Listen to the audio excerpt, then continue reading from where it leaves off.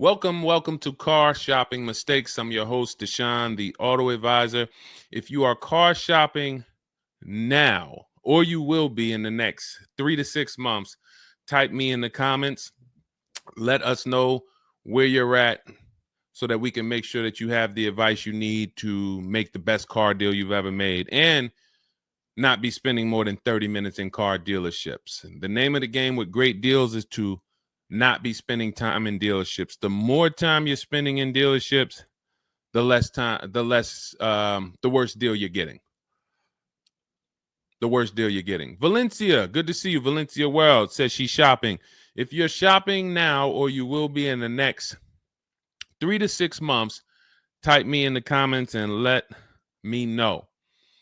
Now, for those of you who are not shopping right now, you still may hang around for the next hour, learn something, because you're going to see a lot of people ask questions that you will ask or you would have when you go start shopping. So what typically happens if you hang out here enough, somebody's going to ask the same question that you would have asked, and you can get your answers that way. So welcome to Truth. Good to see you. Let me hop on over to Instagram and actually pop in over there. And I'll give you guys time to start typing your questions. No questions off limit. I try to do just rapid fire Q&A. So you have questions about leasing, about loans, about, getting the best deal, new cars, pre-owned cars. If you just want to tell me your situation, kind of what your goal is, we can go from there. And that's typically how we run it here. So let's see. I'll give you guys time to start typing. Once we get the first couple questions coming in, Dolan will start to bring them into the show. And we'll go from there. All right, I'm just sharing the show. Shout out to the sharers. And before we even start with the questions, I want to talk about the mistakes that I see people making. Let's really start out with the mistake of this leasing versus buying.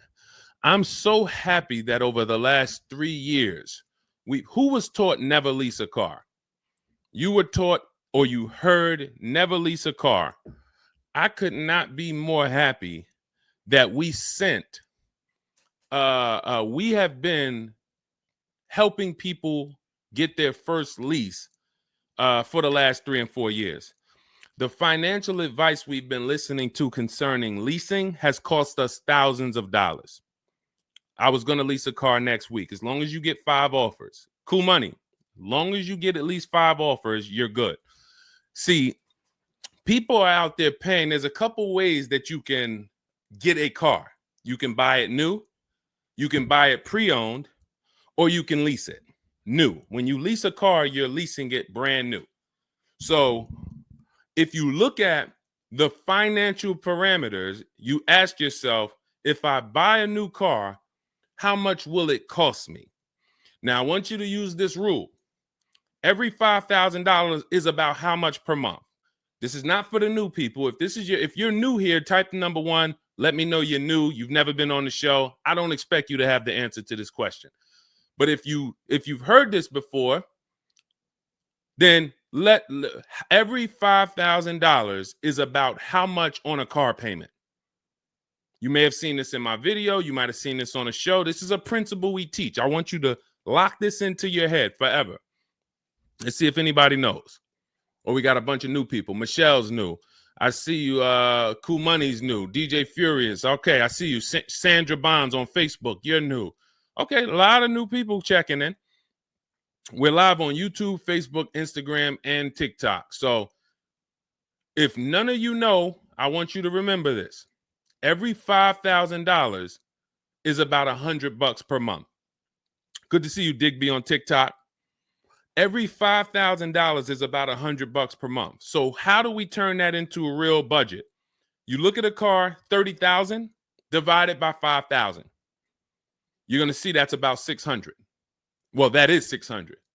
So when you see that a $30,000 car to purchase is $600, if you borrowed that money, now you know about how much that car is going to cost, about how much $600 a month will get you if you purchase. Now, if you lease, $600 a month, depending on the lease deal, could get you a $50,000 car. So we're driving. So if your budget is $600 per month, then you have a couple ways that you can get a car. You can go find a $30,000 new car, no money down. You're at about $600 on a 5-year loan. You can go find a $30,000 used car. You're about $600 on a 5-year loan. Now, for $30,000 used car, maybe it was like $45 when it was new. You get it for $30. Or you can get a $50,000, depending on the lease deal, brand new car that you lease. So let's drive this home. You have people pulling up in cars. They're all paying $600 a month. One of them is driving a brand new $30,000 car. They didn't put any money down. Another one is driving a $30,000 used car. They didn't put any money down. $30,000 car. Another one is driving a $50,000 brand new car. They didn't put any money down. Who's getting the most value? In the short term, it's the person driving the $50,000 new car. It's nothing you can say about that. It's no like, well, it depends. Nope. $50,000 brand new car, $30,000 brand new car, $30,000 used car. The person driving the $50,000 car at $600 a month is getting the most value, hands down. Now, in the long run, where do the people who buy win? That's where we talk about the 8-year rule. That's why if you're buying your cars and you're keeping it 8 years, you should be purchasing, not leasing. 8 years is when you win. So that's where I wanted to start at. Let's start, like, tear down this bad information you've heard and you've believed about leasing. And I see people asking, we got a lot of questions coming in. I see you, Jaguar Music, on Instagram. I see you, Cool Money. I see you, we got quite, I see, hold on. From what I can see, we got like 4 or 5 questions waiting. So Dolan, you could bring in the first one. Type your questions in, anything you want to ask. If you want to ask about leasing, I saw someone asked about bad credit. What about if I have bad credit? What about mileage with leasing? Just start typing those questions. We'll bring them all into the show and we'll get to them one by one. Is that true for someone that went into bankruptcy? Okay, so if you came out of bankruptcy, your goal should be to rebuild your credit as quick as possible. Right now, your credit's blank. You come out of bankruptcy, your credit's blank. You have nothing there, and that's a good thing and a bad thing. It's easy for you to build. I've seen people come out of a bankruptcy and literally they have a 700 score in 1 year. They're going to go get credit cards. Just like if you're 18. If you're 18, you go get credit cards, you don't use them. Pay $15 gas, or you don't have a car yet. You pay $15, $20 a month for something, pay it off. You're going to have a 700 credit score. The more you don't use your credit, the more credit they give you. So when they see that you have the credit, $500 credit card, $1,000 credit card, you're not using it, credit score is high because your utilization is low. So that's what you should be doing. You cannot come out of a bankruptcy, just wipe your credit, and then go into the dealership and be like, okay, now I can get a car. You have no credit history. So the first goal should be, let me rebuild my credit as quick as possible. And you can do this quick. You can do this quick. Follow Shonda Martin. Some of you know Shonda Martin. She's on pretty much every platform we're on right now. And she's road to 750 plus. Now you got to let me know. Can you wait and build your credit for 3 to 6 months? Can you start to get some type of credit history? Or are you in need of a car right now? In which case you have to get a car with bad credit or no credit. Because if you don't have anything on your history, that's technically no credit, which is bad credit. So, okay, you need something ASAP. Okay, so what you should be doing, and again, if you don't have good credit right now, you should be buying the smallest car you can with the lowest payment. I got into the car business 2006. I was 22. I've been in and around the car business since then. So what is that? Almost 20 years now? The mistakes come from 2 things. You don't know what to do. A lot of the stuff I'm going to say, oh, I didn't know I could sell a lease, Deshone. Oh, I didn't even know I could sell a car if I don't have the title. It's not paid off yet. I thought I had to pay it off to sell it. Deshone, I didn't know every dealer, every, Toyota dealer has a different price. I thought they were all the same price, like the Apple store. All of that is you didn't know. Oh, I didn't know about leasing. I thought it was this. I thought it was that. I had misconceptions. All of this stuff has cost you thousands of dollars. That's you not knowing. The other problem is you know and you don't do, because now I'm going to make sure you know. So once you know, it's your obligation, or it's up to you if you're going to do. So if I have bad credit, I'm looking to rebuild my credit. I need a car right now.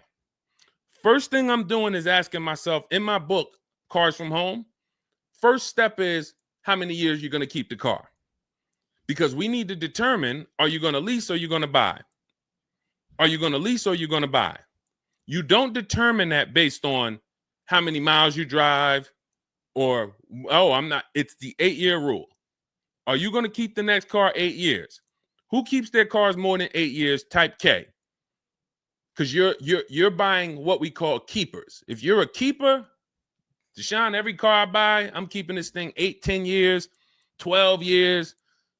When the transmission goes out, I go and get another transmission. I see we got keepers. Shout out to the keepers. Michelle, we got Chantal. Who are the keepers? Sandra Bonds on Facebook. I see you. Where are the keepers at?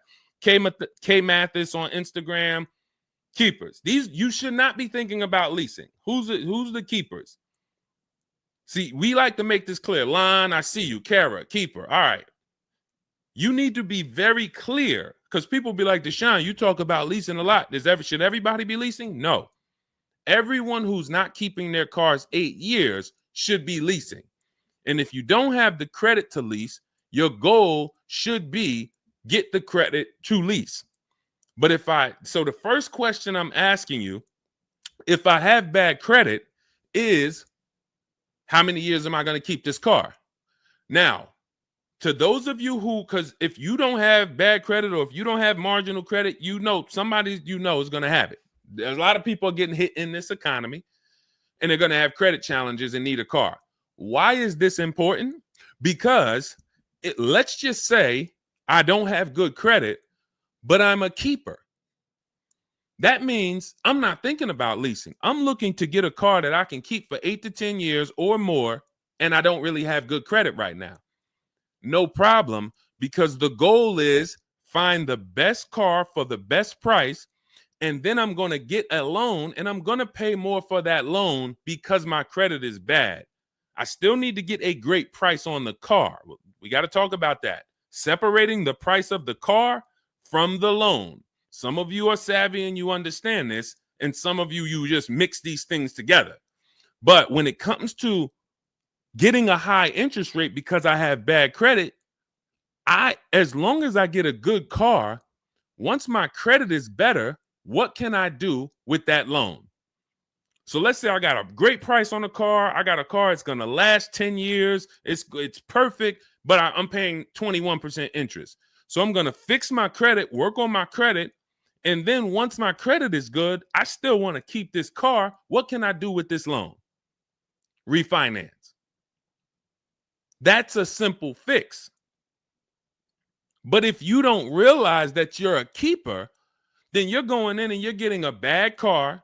6 months, a year down the road, 2 years, the car's having problems because you didn't take it seriously that you needed a long-term car. So not only did you mess up the plan because the car is going to start having problems, now I got to see, do I want to fix the car, or do I want to, I got to make the payment, now my payment's due, but then the car's having problems. All of this can be prevented. And you need to know up front what your goal is. But if your goal is to lease, Deshone, I'm not keeping cars 8 years and I don't have good credit, you should be buying the smallest inexpensive car you can that you can get a loan on. $10,000 car, go drive it for 2 years, make your payments, and then switch into a lease. If you're driving a car, if you're buying a car to keep, then you can go and get a nice car, get the most car you can afford comfortably. You're going to have a high interest rate, and then you refinance that car when you actually get, your credit up. So this is all in my book. My digital book, Cars from Home, breaks all of this down step by step. Whether you have good credit, bad credit, how to know when to lease, how to know when to buy, new car, used car, you drive a lot of miles. I have plans in there for everybody. It's a digital book. It's 5-star rated. Thank you to everybody who went to Goodreads and reviewed the book. You can get a copy of the book. It's normally $97. You can get it as part of my launch offer for 75% off. That's $24. It's for 2 hours. So as long as you get there, go to my TikTok bio, my Instagram bio, the YouTube comments or the Facebook comments, click that link, and you'll see $24 for 2 hours. Once that, as long as you get it before that, you got it for $24 instead of $97. And you can have everything step by step. So you're not worried about, I'm trying to remember all of this. You can watch the replay on YouTube too. But all of this is everything I'm teaching is part of a plan. It's not me winging it. This all comes out of my book. All right, go ahead, Dolan. Bring the next one up. Keep typing your questions. I know we got a lot of questions coming in from all 4 platforms, so Dolan will bring them into the show. Just keep on typing. What is considered marginal credit? Now, this is going to depend on what you're trying to achieve. I like to see all right, who's a homeowner? If you're a homeowner, type me. Now, if you have marginal credit before you bought your home, your realtor or your mortgage person probably told you, go work on your credit and then get your credit to this to get a mortgage. A lot of people do that. They go and they work on their credit, and once their credit is a 640 or 620 or 660 or whatever it is to qualify for the mortgage, they go and get their mortgage. That's how it should be with a car. You want to get yourself, if you have the time, you want to get yourself to about that 660 mark. That 660 mark puts you, and I'm talking, do not use Credit Karma. Do not use Credit Karma. The amount of people who used to come into the dealership we run their credit, it's low 6s, 609, 590. And then they call me back, a couple months down the road. Oh, Deshone, yeah, my credit's better. And then we come in and they're like, yeah, I think it's up to about a 660, 680 now. And then we pull it and it's a 620, 630. And that's Credit Karma. Do not put yourself in a position where you're listening to Credit Karma. Pay. You can go to Google and you can type in, get my FICO scores. You want your FICO scores direct from the credit bureau. If you don't subscribe to a thing that gives you it before you go and make a purchase, you want to know what your FICO score is, not what a Credit Karma score is. But if you have the time, you want to try to get your FICO scores all above the 660, 670 mark. That's going to be in that good category. You can qualify for a lot of leases. Now, if you're in the 650, I want you to think about this. I have something I teach called credit and when it comes to profiles, leasing and credit. It's easier to get a loan to buy a car than it is many times to qualify for a lease. If you got a low 600 credit score, a lot of people will approve you. They're just going to approve you at a higher rate, higher interest rate. With a lease, it can work similar. But sometimes where you're in that low 620, 630, it's very tough to get approved. They're not going to take that much risk, but you may have a strong profile. So when you go into this, it's not black and white, guys. It's not like you can say, if my credit score is this, I'm done. What if your credit score is this, but you have a car payment already you've paid on time? When I worked for Mercedes, I worked for Mercedes for 5 years. We'd have people whose whole life was falling apart, but they never missed a payment on their Mercedes. And they get approved all the time. Everything else is falling apart, behind on the home. But if Mercedes sees you pay them, you got approved. So what I say is a current car. That's why those of you, if you're building to get a lease, if you're building to get a better car, pay that car on time that you have now. Because the best thing you can do is have a history of on-time payments on your car. That means a lot to a bank versus missing the car or putting the payments on the back because you thought that somebody told you could do that and it wouldn't affect your credit. A lot of people learn the hard way. Oh, I thought when I put the payment on the back, it didn't show as late. It does. So we again, I'm here to tell you everything from the inside. I've been helping people for years. We have people all around the country. You know, we'll bring a lot of them into the show. Marguerite, Brian, you know, a lot of the people who write in, Sheree. But we have this. I'm telling you from the inside, not from your perspective. I'm not like the public, and it's like, oh, this guy this guy must have really learned about buying cars because he's teaching. No, I'm from the dealerships. And, you know, if I wasn't doing what I was doing for 10 plus years, that was my job in dealerships, working with people, looking at banks, looking at credit reports, sitting there, seeing people turn down, seeing negative equity. So that's where my solutions for you come from inside. And so I would tell you, try to get to that mid sixes mark. And you'll put yourself out of a manipulation zone. You can qualify for a lot more things. All right, I see you, Michelle. I see you. Kim Randall, good to see you. The Savage Mama checking in. Abdul checking in. Good to see you. Go ahead, Dolan. You can bring up the next one. All right. Shout out to Dad. Y'all running the likes up on TikTok. Thank you so much. Thank you to everybody who's double tapping the screen. We appreciate you. Can you talk about putting money down or not when purchasing a car? So important. Listen, this is a good one.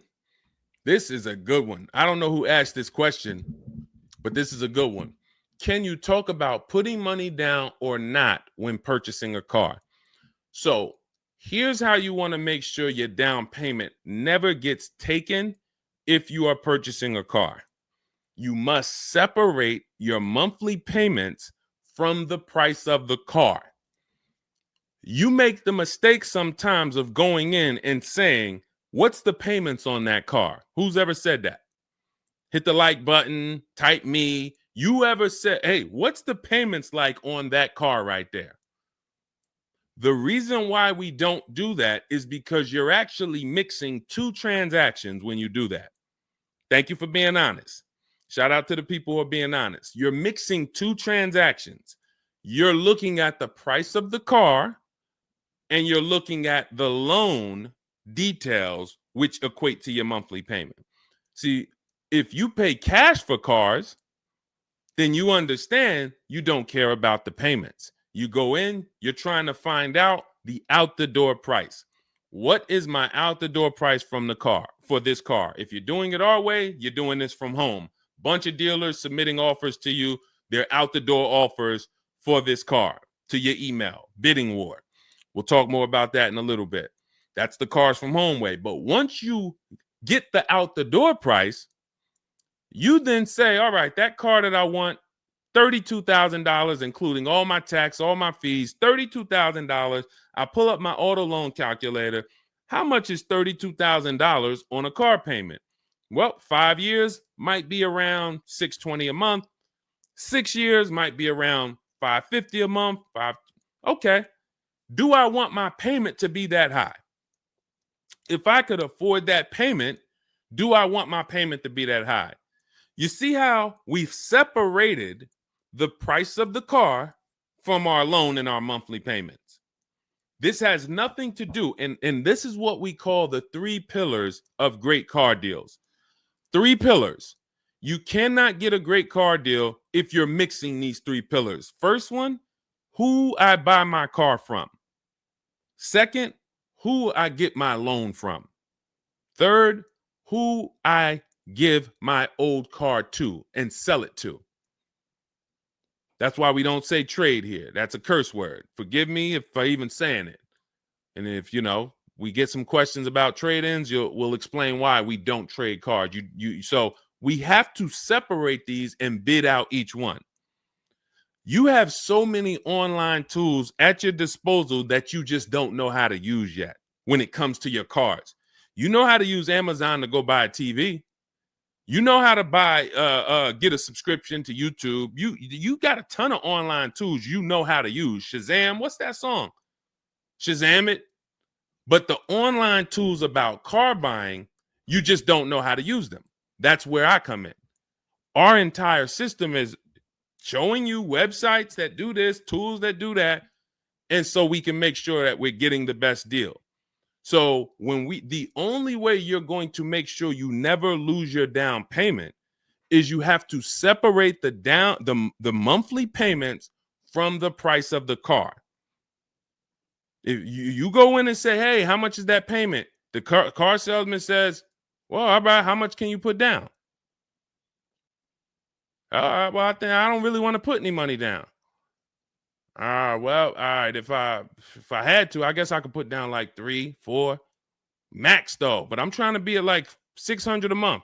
You're working your loan out with them. That's a loan. And let me tell you how. Let me show you why you can know you shouldn't be mixing these transactions. There's big money in all of them. There's a ton of people who want to sell you a car. There's a ton of people who want to give you a loan. They don't sell cars. Let me say that one again. There's a ton of people who want to give you a loan. They don't sell cars. They want to compete for your loan.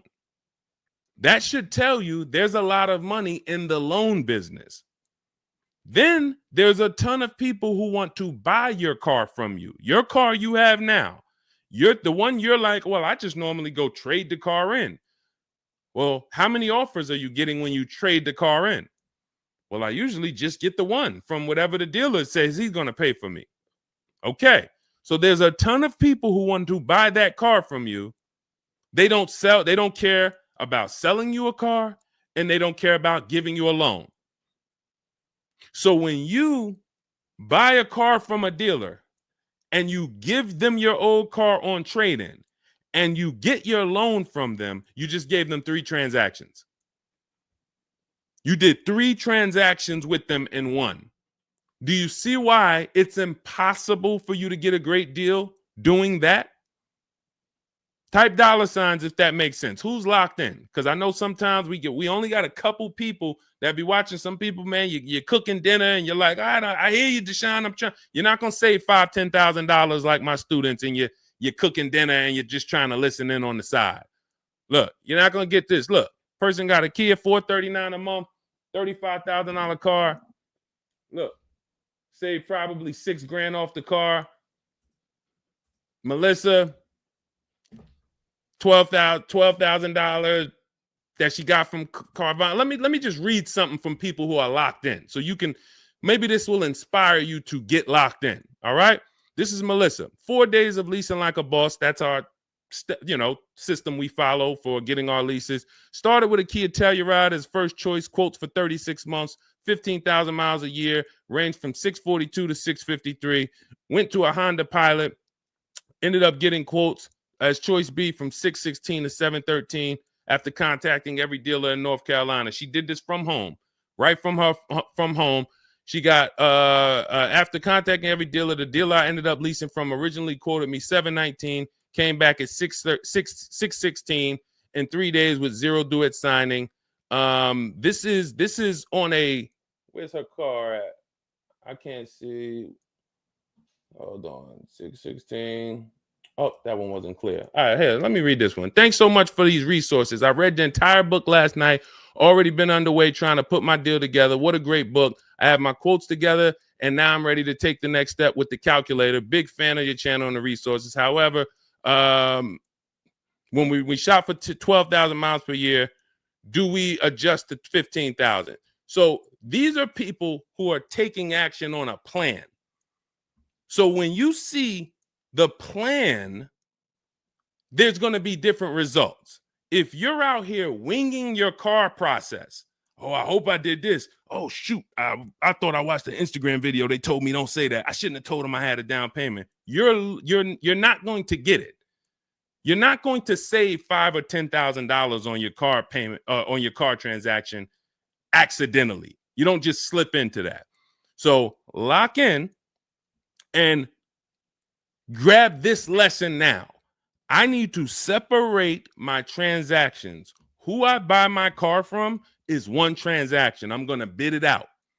I'm going to give a bunch of people an opportunity to sell me this car. If I'm looking at a used Toyota Camry, I want to see every Toyota Camry within 150 miles, and I'm going to narrow it down, and I'm going to pick the best one, independent of my loan. My loan is a whole nother story, because when I shop for my loan, I'm going to do the bank bidding war where I can have multiple people. I don't even want to mention that without telling you about it, because it's like, whoa, what's the bank bidding war, Deshone? Okay, so you can have multiple banks and credit unions compete for your interest rate in a small period of time, and it's going to weigh on your credit score like one hard inquiry. Like one hard inquiry. Mamba Mentality, I love the name. I love the name. Why can't I do a super chat? I don't know. Yinka, good to see you on Facebook. IB Johnson. On one hard inquiry. So let's just say, and so when you get your loan, how do we know that 5.2% interest rate was the best? How do you know that the 7.1 interest rate was the best if you have no other offers? And what we've been used to is we're just going to go with our bank. We're going to go with our credit union. We're going to go with the dealer's bank. Why? We're going to make these people compete. And when you do this, when you do it this way, you can have people compete in a short period of time and get multiple offers on your loan without it affecting your credit score. But it has to be done in a small window of time. Now, if you Google it, rate shopping, it'll say between 14 days and 45 days. You do it our way, it's going to take you 48 hours. And you don't do this until after you find your car. After you find your car is when you do a hard inquiry. You let these banks and credit unions compete for your loan. And again, you notice I've already found my car. I already got the best price on that car right there at ABC Motors. I got that thing on hold. Don't pick up the car the same day. As much as they're going to ask you, hey, you want to take it home today? You want to take it home today? No. If I take it home today, when do I have time to go shop my interest rates? I'm not taking it home today, but let me get my buyer's order with my numbers on it. Let me go home and let me actually do my shopping for my loan and my interest from home. And then if you can actually beat that rate, it's a competition. But because you didn't know that you could let multiple banks do this in a short period of time, you're only going to your bank. You coming back with a 6.49. Well, I guess that's good. What if somebody could get you a 5.49? Do you know how much a difference between a 5.49 and a 6.49 is on a loan? Could be $1,200. This is why we're getting all the money. So again, all of this is in my book, digital book, Cars from Home. You don't have to wait for it to come in the mail. You can have it by the end of the show. It's in my TikTok bio, Instagram bio, Facebook comments, and YouTube comments. Normally $97, but you can get it as part of our welcome offer for $24. As long as you get there before the 2 hours is up, you get it for 75% off. It'll have everything in there. That is the bank bidding war. If you're not, again, before we go to the next question, if you're leaving the dealership wondering, if I was to walk up to, yo, Deshone, what's going on, man? Hey, I just got this car, man. What do you think? Okay. Did you get a good deal on it? Yeah, man, I definitely got a good deal. How do you know? If you're not saying to me, yo, man, you know how many offers I saw? Man, I got about 6 offers on this car from different dealers. This was the best one. Okay, you did good. What about your loan? No, man, listen, my bank competed, credit union competed. The dealership told me none of their banks could beat what my bank gave me. Congratulations, man, you got a great deal. But if you don't have that same confidence, you did not get a great deal. And now you're driving in a $30,000 car, $50,000 car, and you don't have the confidence that you actually didn't leave thousands of dollars in these dealerships. This is crazy. And when you get mad and stop accepting it, you'll listen to what we're telling you to do. If you think you deserve that abuse, then you're going to keep doing the same thing. That's why you got to unlearn. Okay? So separate your transactions. Who I buy my car from, I'm getting multiple offers for. Who I get my loan from, I'm getting multiple offers. Who I sell my old car to, I'm getting multiple offers. And with the internet, I can do all of this right from my house, right here. All right. That's the Cars from Home way. Let's go, Dolan. All right. Keep typing your questions. I see you, Mamba Mentality. I see Mamba Mentality got a lot of questions. Samante Love, good to see you. Jay Bass, good to see you. Yep, Jay Bass. Separate transactions. Exactly. D So Chill on TikTok, good to see you. Lisa on TikTok, good to see you. Hector Ruiz, thank you, Hector Ruiz. Shout out to the sharers. Shout out to the sharers. I always got to take time to shout out the sharers. We can't do this without you. All right, how can I schedule a consultation with you? Also, does it make sense to lease a pre-owned vehicle? So let me answer the bigger part of the question first. Most leases are going to be brand new. There's only been a few manufacturers that have tried to do a pre-owned lease program. Lexus tried it. BMW's tried it. And there's certain brands that can technically lease a used car. The reason why I don't like it is because it's not enough of a wide stream. It's not enough of a mainstream program to create competition. And if you can't create competition, then you don't know if you're getting a good deal. If you walk in to lease a brand new car and you're walking in and again, we don't do this. We never sit down in a dealership. We're there to test drive only. We're never talking numbers. But if you are doing it the old way, you're going to go in and then you're going to get a bad lease deal presented to you. And they'll say, well, I could lease you this 3-year-old one and it'll save you like $150 a month. How do I know that's a good deal? It might be affordable. And sometimes you confuse affordable with a good deal. It's not a good deal because you could afford it. I want to let that sink in. We confuse, you know how many people I watch get a horrible deal, but they go home and they're like, yo, man, they got me to my payment. Bad credit usually. A lot of people with bad credit will brag about yo, man, you got to go see Joe, man. Why do we need to go see Joe? Man, he got me in a car. Nobody else could. All right, let's look at the numbers. Dag, you're paying 24% interest. You know this is an 8-year loan? You know this is an 8-year loan. Oh, nah.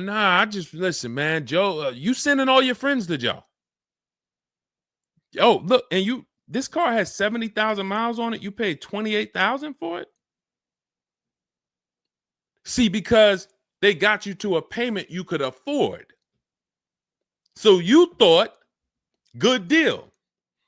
Now, I go into a Bentley dealership right now. Bentley's $300,000. And they say to me,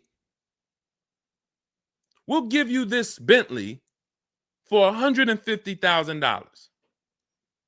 So they give me somebody offers to give me a $300,000 Bentley for $150,000. 50% off. We're going out of business. Take it. Can I afford it? No. Is it a good deal, though? Is it a good deal? $300,000 Bentley, half price, $150,000. Many people, you don't have that in your budget to go and bring $150,000 dropping on a car. Now, if you want to do a business thing, go buy it for $150,000, quickly sell it to another dealer for $220,000. Okay, that's what we would do.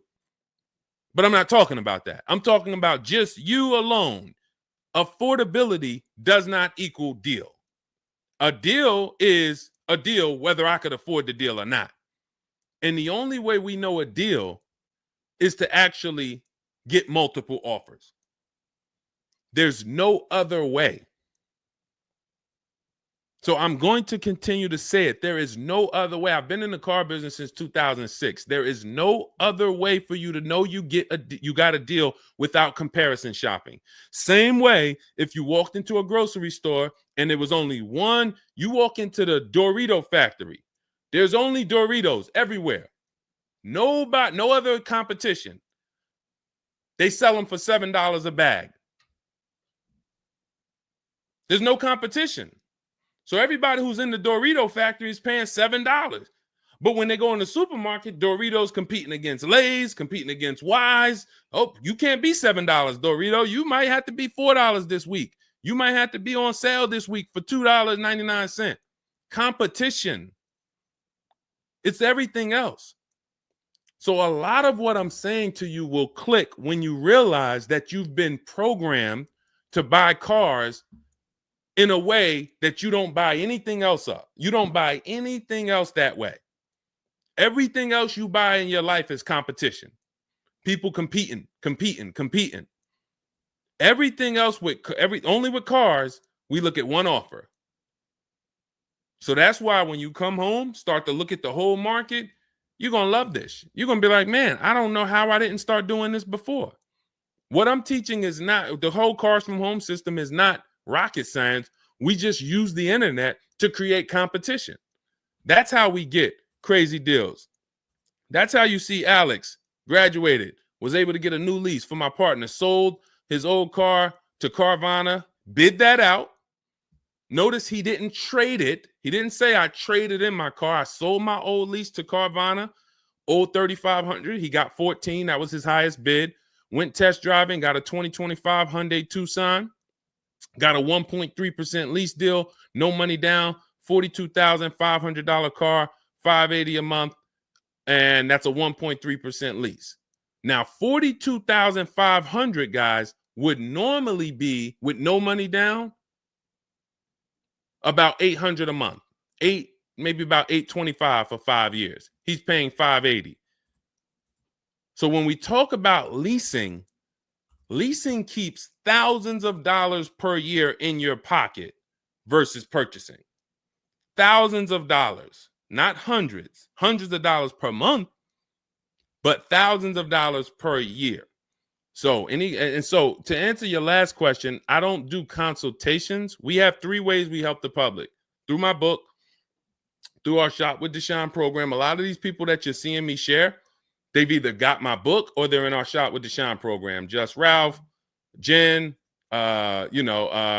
Stormy. Just wanted to let you know that your package worked. $48,000 MSRP, no money down. She's paying $622 a month. That's normally a $900 payment. Marie, some of you know Marie from some of our other shows. We talked about her. Just wanted to reach out. Thank you. She used the book, saved over $13,000 off of her Mercedes, got her payment to be hundreds lower per month, maintenance included. Just wanted to say thank you. She got a 2025 GLC Coupe. Some people have this same car. You're looking at this car. You're like, hold on, Deshone, I got that same car. Did you get $13,000 off? Did you get $13,000 off? This is when we got to say to ourselves, whoa, what's happening that Marie got $13,000 off? I thought I did okay. I got $4,000 off.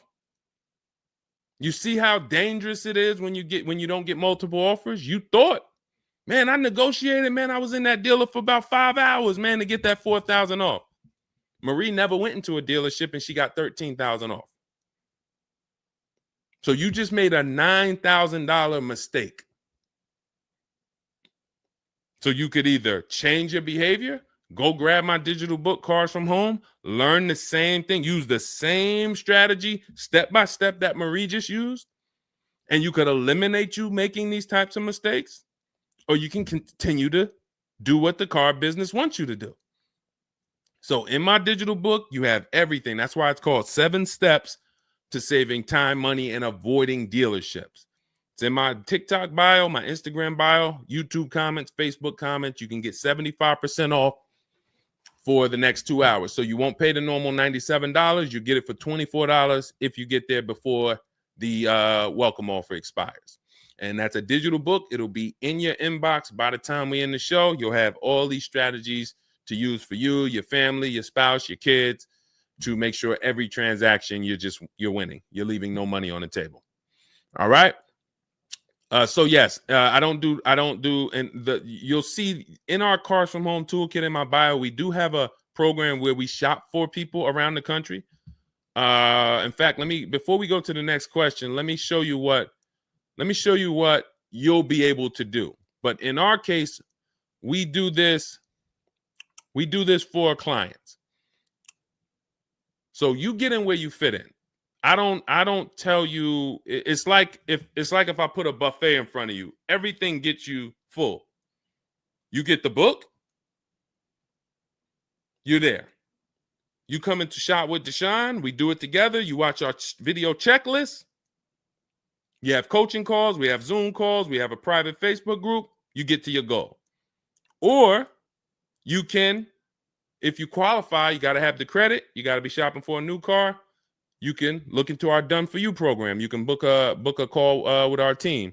But here's an example of how big of a margin these offers. I want to show you the difference between some offers here, because some of you don't really see it. Hold on. I got to label these better for our next show. Okay, here's an example. So we can see here for this particular car, the payments ran, all of the car itself is $64,000. We're shopping for a Genesis. This particular month on this particular car, the payments range. Y'all ready? We got 6 offers on this car. The payments range from, well, I'm just reading them to you. $973, $899, $1,102, $1,066, $921, $913. Now this is initial payments. Why is there a $200 difference in these initial payments?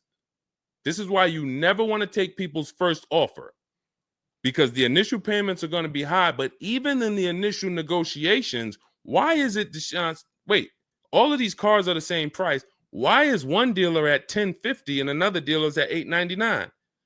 Because they're criminals.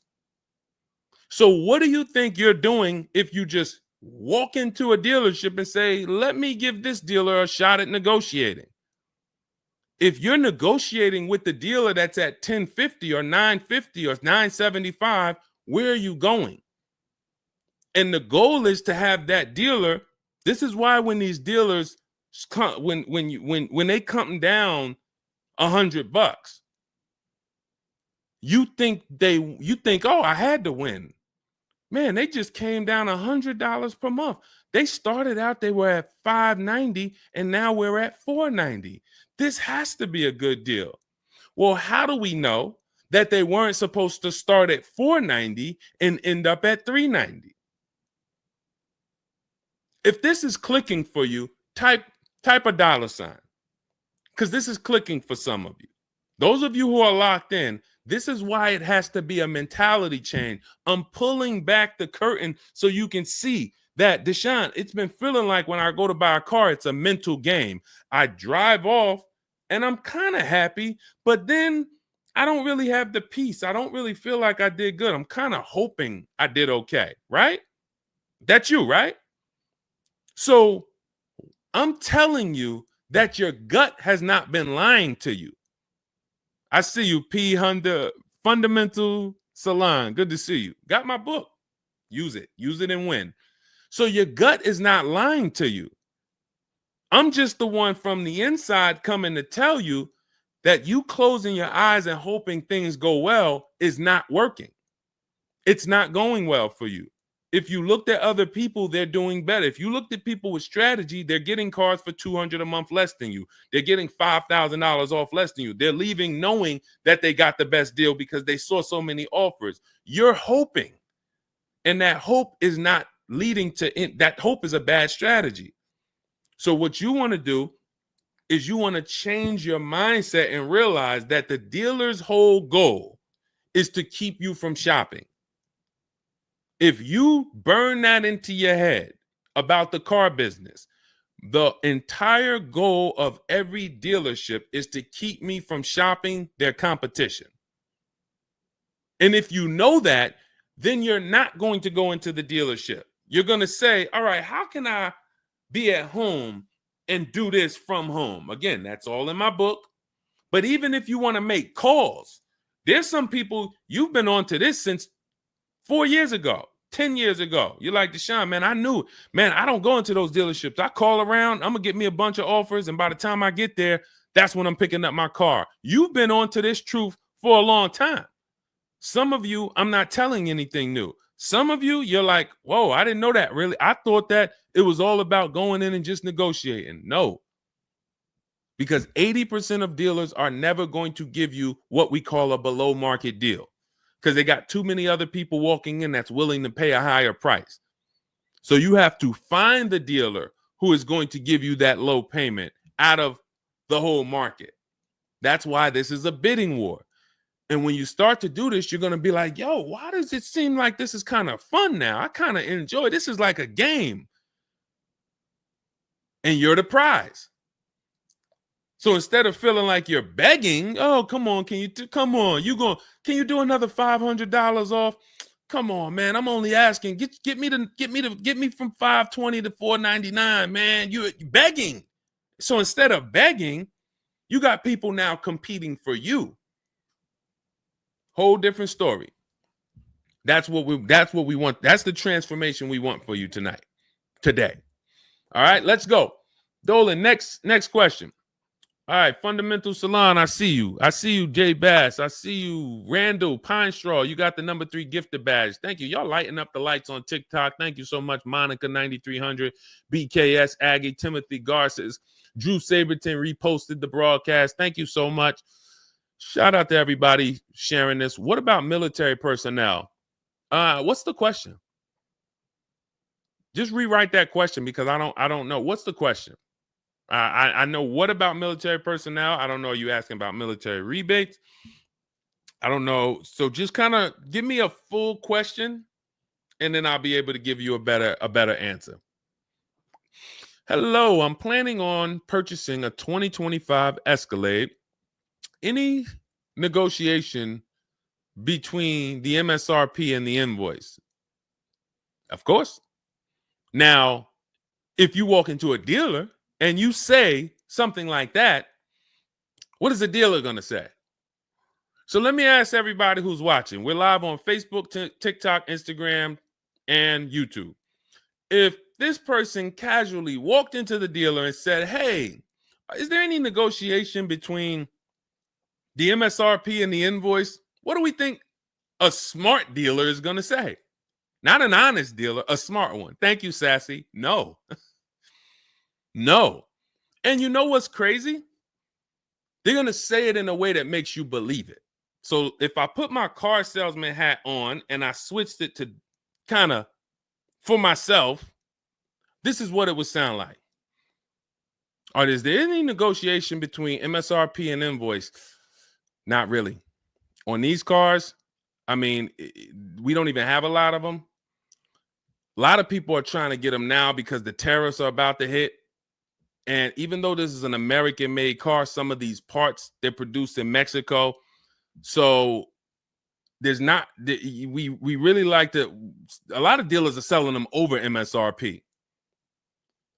In 10 seconds, I just took you to, whoa, but can I get MSRP though? See, that's why I'm never training you to go in and negotiate with people that negotiate every day, 3 times a day for the last 10 years. You're just not going to be a match. You might negotiate office furniture. Yo, Deshone, I do office furniture. A car salesman couldn't come in and negotiate with you on office furniture. But you can't go into a car sale and negotiate with car salesmen because, again, the psychology, we just know every question to ask, everything to say. It's a mind. And so some people use it for good and some people use it for evil. And so how do we find out what the discount is on the Escalade? We talk to multiple Cadillac dealers. Now, if you're doing it our way, in my book, I have scripts that I wrote for you. It's all by email. So there's a reason that people can actually go in, use this book, use these scripts, and come out with great deals. This is Trey. Trey got 3 cars using our system. He says, my son was in the market in 2025. He just got a 2025 Blazer. He said, I started sending emails in the wee hours of Tuesday morning. So those are email scripts that I wrote. They're in my book. You have access to them when you get my book. You're using all my scripts. We're not talking. We're not doing any of this by mouth and saying, oh, I got to remember What did Deshone say? Don't, oh, I didn't want to say that. None of that. There's no room to make a mistake. We're just typing, copying, and pasting. He says, emailed 25 to 30 dealerships, got 8 offers, closed the deal in 2 days. 2 days. So some of you, you're like, Deshone, I need a car in like 2 weeks. No problem. Trey got his in 2 days. So once you start this process of engaging with the dealers, you'll get a car in 3-4 days if you're slow, because that's the way it's set up. So he gets a $56,000 car. He closed the lease at $560 a month on this Blazer electric vehicle. $560 a month, first month's payment due at signing. That is a $56,000 car. And he's gotten 3 cars. He said his first one with our system was 2.5 years ago. He leased another vehicle for his daughter last October, and now he just got his son's lease. 1.5% lease, a 1.33% lease for his daughter, and a 1% lease for his son.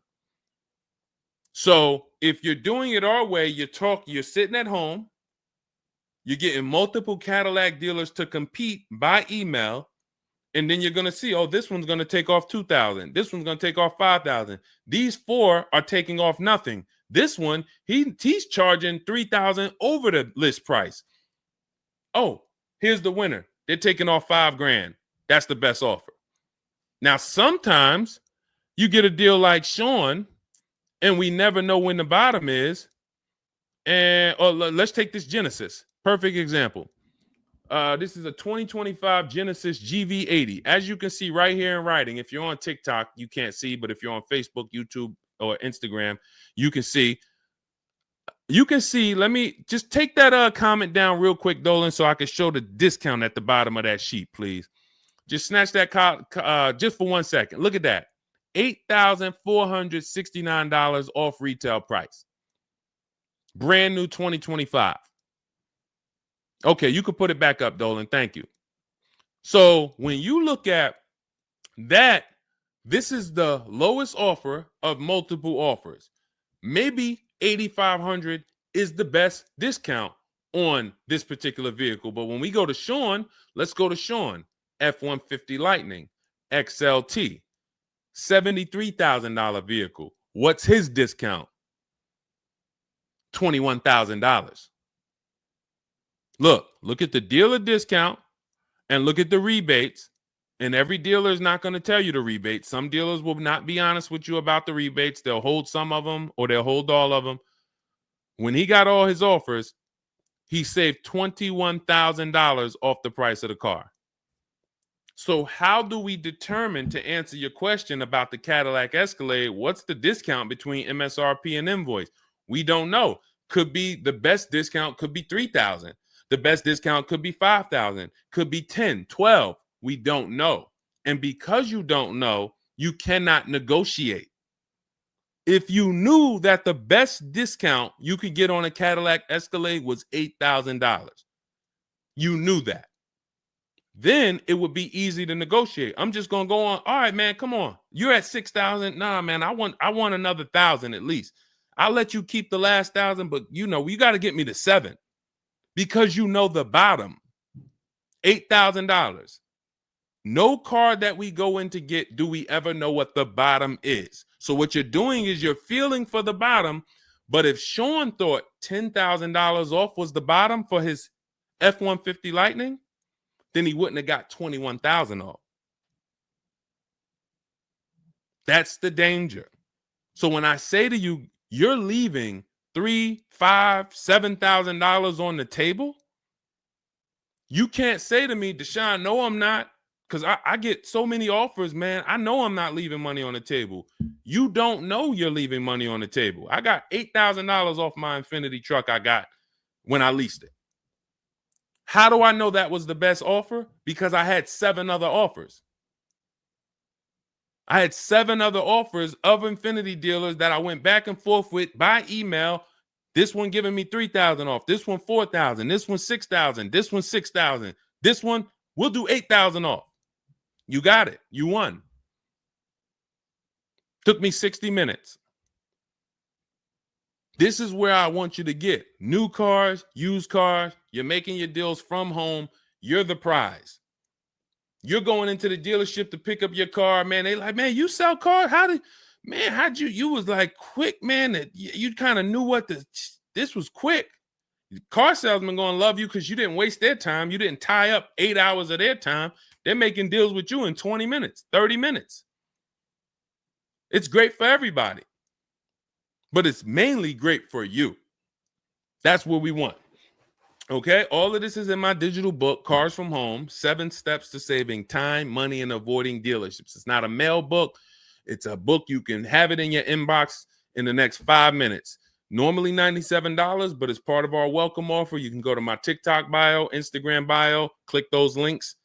You can go to the Facebook comments or the YouTube comments. Dolan has a link for you guys. You get 75% off. That's $24, but it's only for 2 hours. Now, if you visited earlier, some of you, I did a show, my last show, you might have visited the link and you missed the countdown. You'll see it's gone. So you want to make sure when you actually go there, even if you come back in a couple minutes, don't let that timer hit 0. Book's still worth $97. You saw Marie, she saved $13,000. So I think if Marie, if she was on the show, she would say, look, even if you missed the $24, get that book. Save me $13,000 off my price. All right. Corey Duncan, I'm just catching your comment on TikTok. Look, it works, y'all. I promise. Leased a car back in April after using his book. Got the best deal. You see what I'm saying? Like, and this is all over. It's too many people for me to pay. When I tell y'all, like, it's too many people. I pride myself on not can Deshone get great deals. Obviously, you guys know if I could sit on here and answer your questions for an hour and a half, clearly I've been in the car business since 2006. Clearly, Deshone can get great deals. But can other people? That's why I'm showing you other people. That's why I'm showing you Benita. That's why I'm showing you Kimberly got 20 grand off her Maserati when she got it. Zafrina got 2 cars. She got a car last year, got her Jeep Grand Cherokee, $66,000 car. She got it for $579 a month. And then she just got another car that she posted 2026. Not even a 2025. 2026s. It ain't even out yet. She got a Kia or just came out recently. Kia EV6, $76,000 vehicle. She got it for $742 a month. She leased it. Now let me just do some math for you real quick on how crazy a deal that is that Zafrina got on her second car. The first one's crazy too. They're both crazy. But let me just, here's how we judge a lease. We judge a lease by how much we're paying and how much car we get to drive for that payment.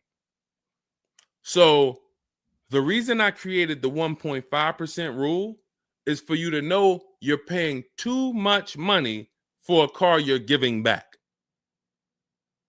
The 1.5% rule tells us if we divide the monthly payment into the MSRP with no money down, it creates a percentage.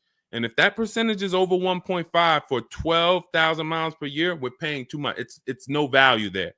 It's a bad value lease. Let's look at Zafrina's deal that she just got. She's paying $742 a month, and she got a $76,000 car. So let's say, go into our calculator, $742 a month, 36 months. That equals $26,700. That includes taxes, everything. That is how much she's giving them for 3 years to drive this car. $26,700. It's a $76,000 car. You don't have to be a mathematician to know that if you walked into a showroom and you saw a $76,000 car, once taxes and fees and everything were on top, it's over 80 grand. And you could drive that car for 3 years for $26,000 and you give it back to them, we can imagine how much value that is. So that's how we judge a lease. And the more I pay, the more I have to look at, okay, is this a good lease deal? Is it a great lease deal? Is it a steal? Zafrina got a steal. Anything 1% or lower, it's a steal.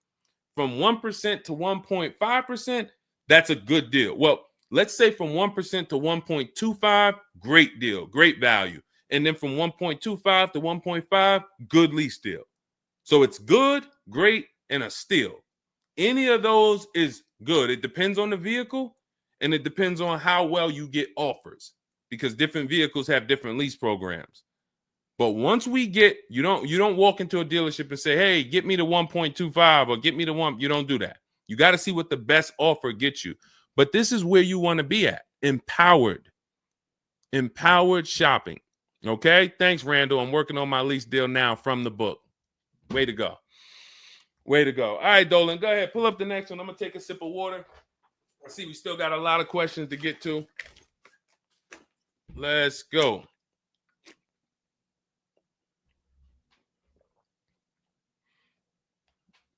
Mark is me. Good to see you on Instagram. Checking in. All right. Let's go. Does it matter if you email or call a dealership to find out the best price? All right. No. You just got to realize it's going to be different things that come with phone. The reason why. Okay. Who's a good negotiator? All right. Let me put it like this. Who's not a good negotiator? Let's be honest. Who's not a good negotiator? Type me. You're just not. It's not your thing. You don't really like confrontation. Not a good negotiator. Let's go. Who's going to be honest? Oh, we got a bunch of good negotiators on here today. Bunch of good negotiators. Where we at? Hershey. What's going on? Randall, Sassy. Who's okay.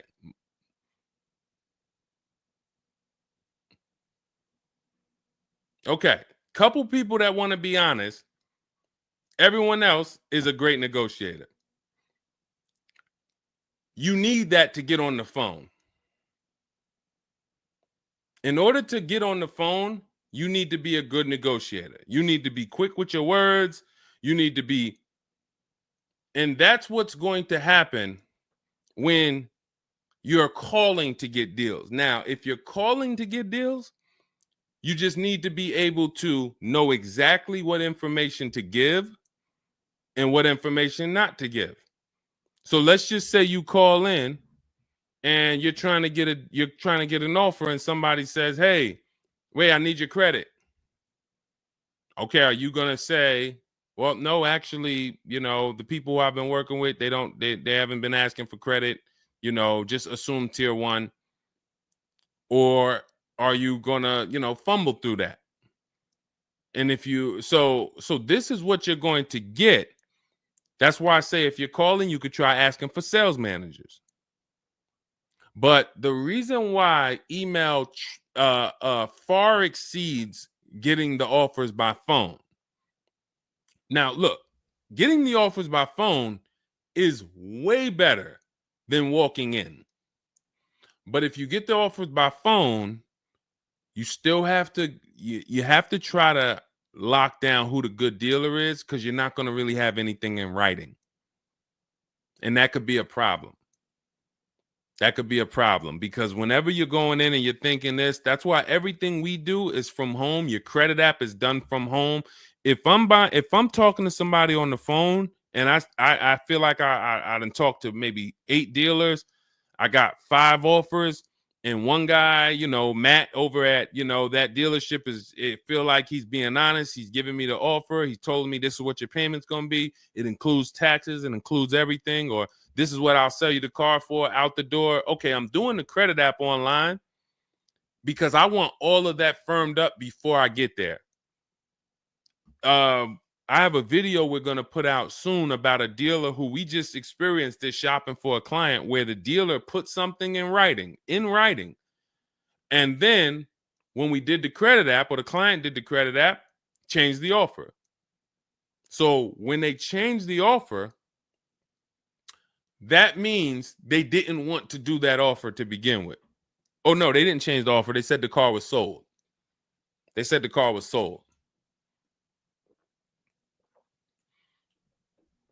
Me knowing what I know that what they wanted to do was tell you one thing and then they wanted you to come in so that you could so they could raise the price on you.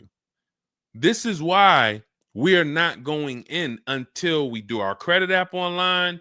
And when I tell you we are doing everything from home, except the test drive, we are doing everything from home.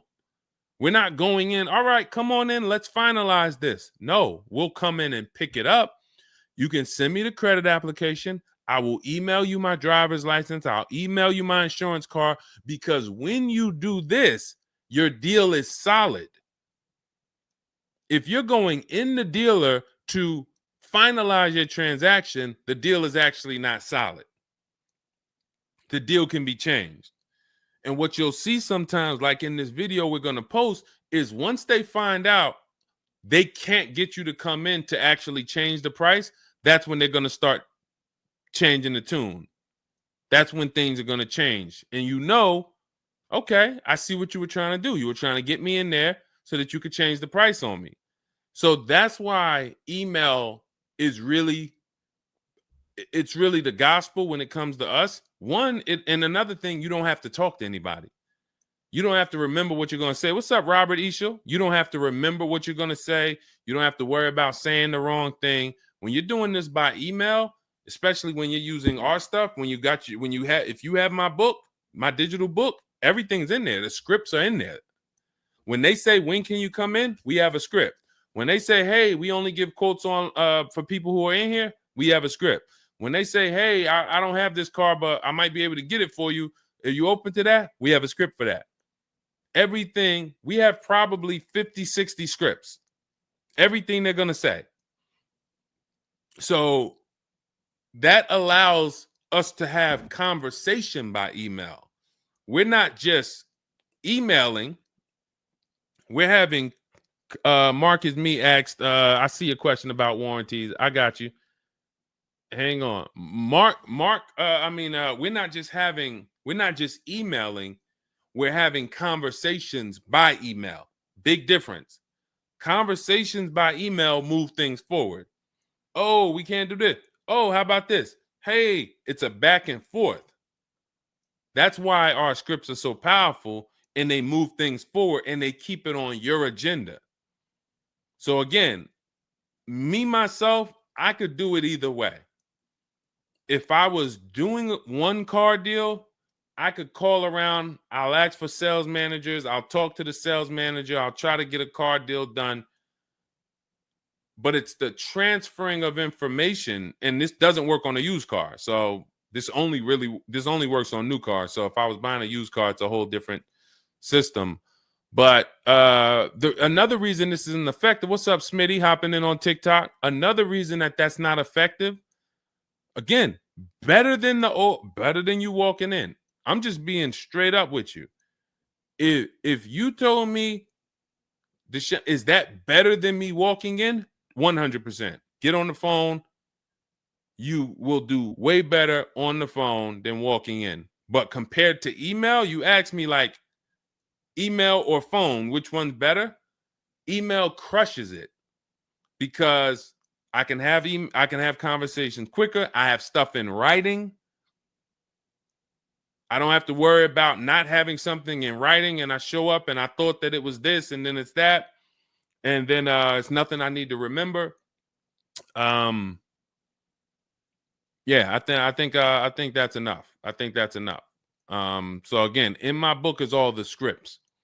And without you knowing what to say when they say this, then the conversation is going to move slower and you'll be typing everything manually. What should I say to them? All right, what should I say to this? When they say, oh, can I have your full address? Okay. These are the things that you want to know how to respond to. Okay. All of that is in my book. But again, either way is better than walking into the dealerships. Walking into the dealerships is where you're going to lose. All right, go ahead. Next question. Kevin Carroll, Jamie Rodriguez. Good to see you. How do we apply for a soft credit pre-approval? You have to find a bank or a credit union that does it. If your bank or credit union should be the first people you ask, can you get a soft credit pull pre-approval? Because the soft credit pull pre-approval doesn't start the rate clock, doesn't start first of all, the rate clock starts at the hard credit pull, which means your credit bureau, Equifax, Experian, TransUnion, they're looking now and saying, okay, you have a certain period of time where you can do more of these to actually get different rates. But once that period of time closes, we're going to update your credit score. So let's just say you get that hard inquiry, and when it closes, your credit score drops 10 points. Okay. Had you gotten 3, it would have dropped 10 points. In that window, same 10 points. But if you let the window close, then you go and get another hard pull. When the next window closes, it's another 10 points. That's why we don't want to be moving like that. We don't want multiple hard pulls in a spaced out period of time. So you want soft credit pull, and if your bank or credit union doesn't do it, go to Google. Go to Google, type in soft credit pull pre-approvals. Find a bank that does it, because all you want to do is put your budget together. This might not be who you get a loan from. It's just for you to put your budget together. And if you've ever bought a house or you got a mortgage, you'll see, all right, you might pre-approve me for, 4.25 interest rate. And then once I go to get my loan or my mortgage, it might go to 4.3. It might go to 4.6. It doesn't matter. This is just to budget. You need something so that you can know how much you can spend. That's the purpose of the pre-approval. So it's no reason for you to ever give a hard credit pull. You are much better off just using the rule of every 5,000 is about $100 per month. Burn that into your head. Every 5,000 is about $100 per month. So that means when I'm looking at this $30,000 car, that's $600 a month for 5 years. What if I want it to be $500 a month? Then I need to, instead of taking out a loan for $30,000, I need to take out a loan for $25,000, which means I got to put $5,000 down. But if I'm taking out a loan for $30,000, it's going to be about $600 per month on a 5-year loan. You could go to 6 and it'll drop it a little. For 6, it'll drop it another, But if you don't have that rule of 5,000 in your head, you're too off in your budgeting. You need to have some type of anchor to what this car should cost me. If I'm looking at a $50,000 brand new car, I don't want to be able to, give me the $600 a month on that. Wait, Deshone already told me every 5,000 is $100 per month. How am I looking at a $50,000 car and saying get me the 600 on that?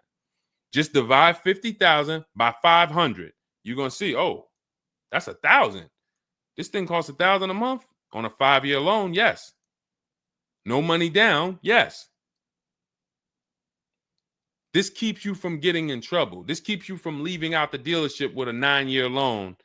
You're at your payment, but your loan is for daggone. It's like if you might not know, there's 50-year mortgages. Who would take a 50-year mortgage? Anybody?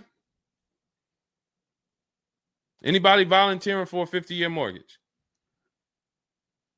Any takers? I didn't think so. No. Why? If you went into a house, $500,000 house, and they said your payment is this for 30 years, but if you take a 50-year mortgage, it drops to this. Nobody on here would be like, okay, yeah, give me the 50-year mortgage. They're available because we've learned that 30 years is the longest you would take a mortgage. And that needs to be 72 months with cars. That's why I tell you 72 months should be the longest you ever consider for a car loan. And if you go in with these parameters, nobody can take advantage of you. All right. All right, let's go. We'll wrap in a car. We're almost done. I say let's go. I see we got maybe one or two more questions. We'll see. For lease, I can only go through the dealership finance department. We'll bring that one in next. I see you. I see you on TikTok. Anita, I see you. What's going on? Warranty extensions worth it? Oh, you mean extended warranties? Okay. Are extended warranties worth it? Depends on the car. If you with warranties, you're asking yourself, what's the odds that things are going to break on this car? And then how expensive are they to fix? And this is why when we get cars, we do something in step 4 of my book. There's a 5-minute process we do. It's a Google check where we check reliability. Every car you look at, you should be typing into Google 2025 this reliability. If you're buying a used car, you should be typing in 2023 Kia K5 reliability. And then you skim those articles. Thank you, Renee Cunningham. You skim those articles, and then you see, what are the third parties saying about this car? Are they saying the reliability is less than normal or less than average?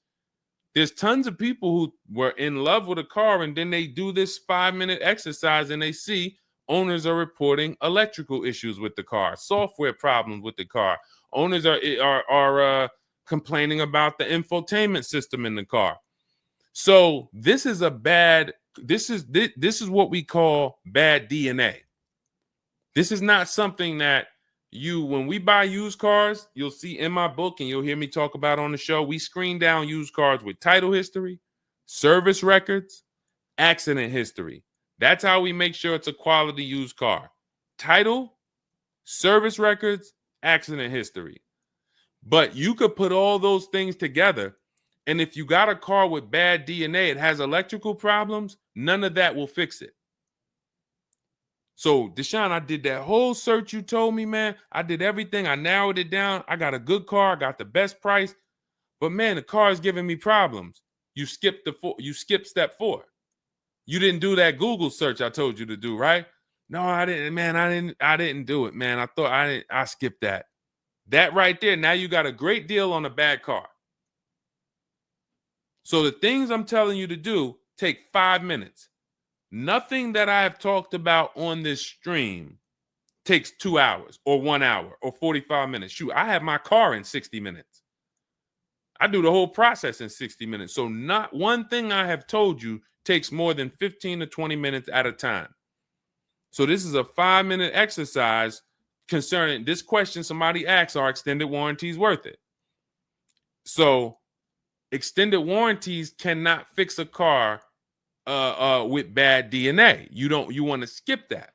So once you find out, okay, I got a car. For example, there's certain Nissans, when you pull them up, you do you're going to type in the year, the make, the model, longevity. Going back to the keepers. Everybody who answered earlier, they're a keeper. You buy your cars, you keep them more than 8 years, type K for keeper. You don't lease. I don't want you thinking about leasing. But if you're keeping, you need to think about warranties. Just like people who lease don't need to think about warranties for the most part, unless they're a high mileage driver, they're getting a high mileage lease, they're not thinking about warranties. So if you're a keeper, you're thinking about warranty, which means you need to look at longevity. There are certain cars you're going to type in, do this exercise, type in the year, make, model, and the word longevity to Google, and you're going to see this car, owners report transmission problems between 90 and 110,000 miles. There's nothing you can do to change that car's DNA. Nothing. So yes, you can get one with good service records, good accident history, good title history. Nothing you can do to change the fact that that car has transmission problems from 90 to 110,000 miles. So once you do that exercise, that quick 5-minute check, then we can look at what's the cost of repairs on this car? Is it a Mercedes where when something breaks, it's $2,000? If it's a Mercedes and something breaks, and you can keep typing your questions. If you have a question on TikTok, nothing's off limits. So we got time for a few more questions, but you got to type them in for us to bring them into the show. So are we, once you know what cars, like give you an example, you got a Honda, you got certain cars, they're very inexpensive. Something breaks on the car, the parts are cheap, inexpensive.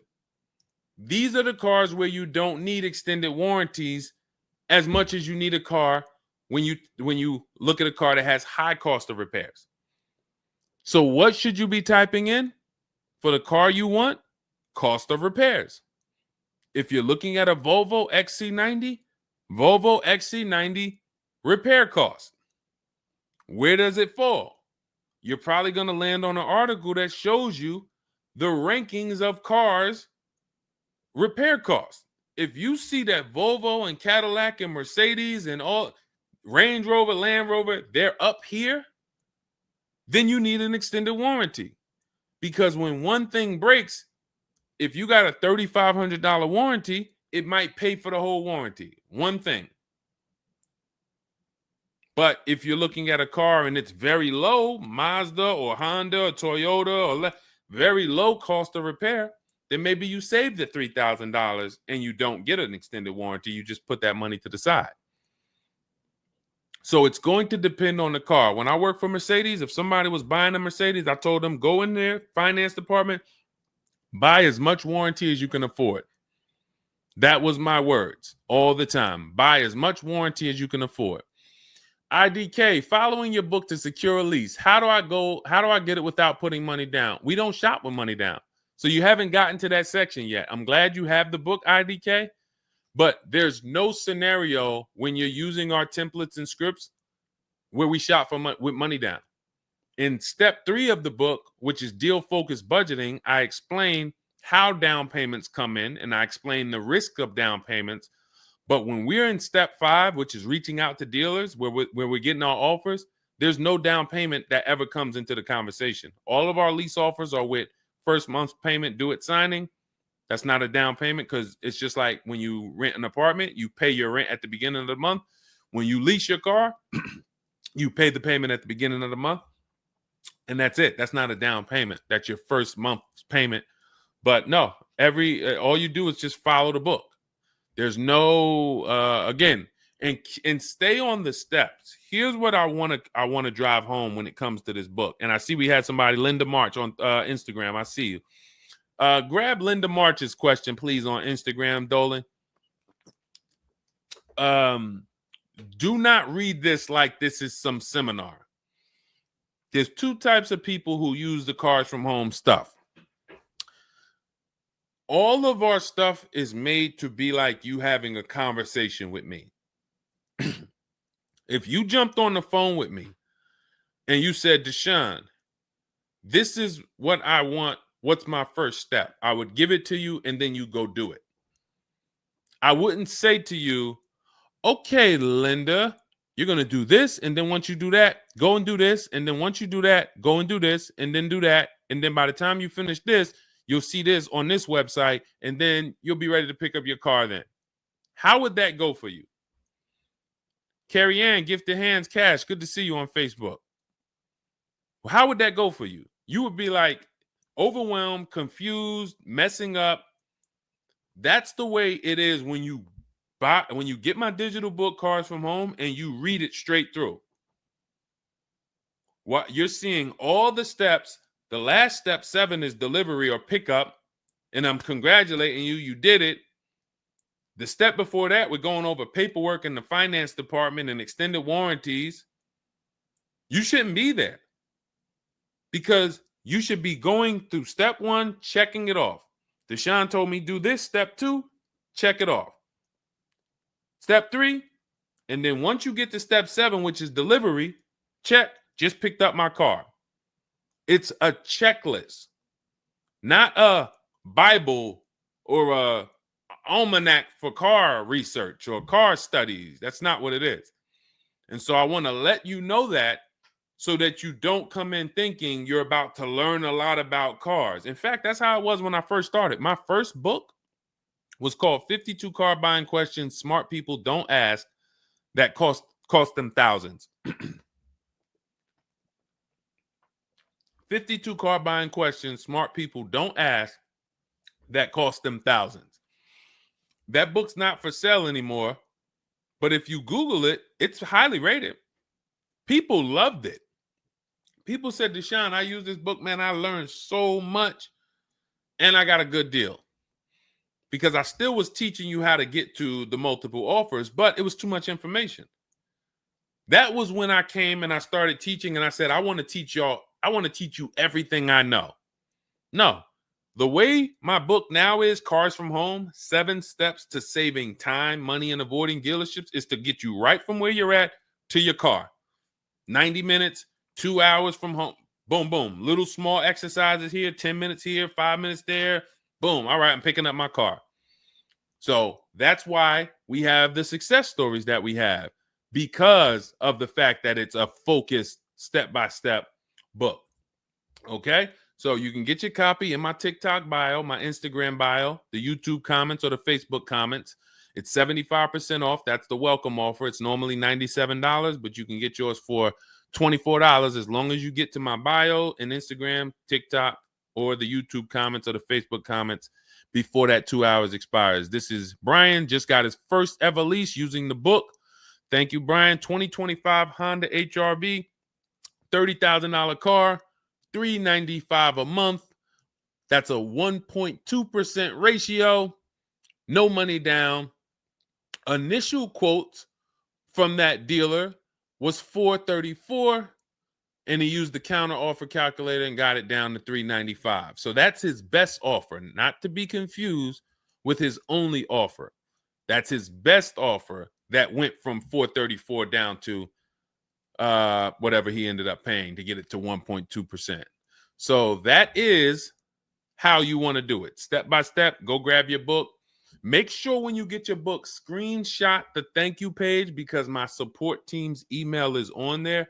Sometimes you're typing fast, you misspell your email, but as soon as you actually pay the $24 and get your book, you'll see the book is on the thank you page. So you can click that link, open it, save it.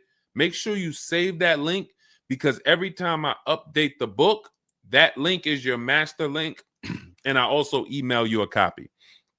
Okay, and then you'll have everything we teach step by step to get as many cars as you want. You'll see, you'll be like Sheree, you'll be like Zafrina, 2 and 3 and 4 cars. Rosalie, 4 cars. Ken, we talked about. Trey, we talked about earlier, 3 cars. These people have been with us since 2021 and 2022. So if you're new here, you got people that's already 3, 4 cars up on you using what we use, and catch up. All right, go ahead, Dolan. I saw we got a couple more from Carrie Ann. We got Linda March. Following your book to secure a lease, how do I get it? Oh, that's what we just answered. We already answered that one from IDK. I saw you grabbed it, but I answered it before you grabbed it. Carrie Ann Gifted Hands. Evening. Okay. Can a dealership... I'm sorry. I'm having trouble reading. I'm going to have tea on these broadcasts, because can a dealership take your newly purchased vehicle to a private mechanic without telling you?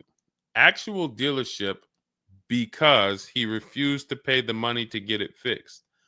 Can a dealership take your newly purchased car? So if they're taking it to a private mechanic, then it most likely does not have a manufacturer warranty, because if it had a manufacturer warranty, for example, Kia has a 10-year manufacturer warranty, bumper to bumper warranty. I think it's 10-year bumper to bumper.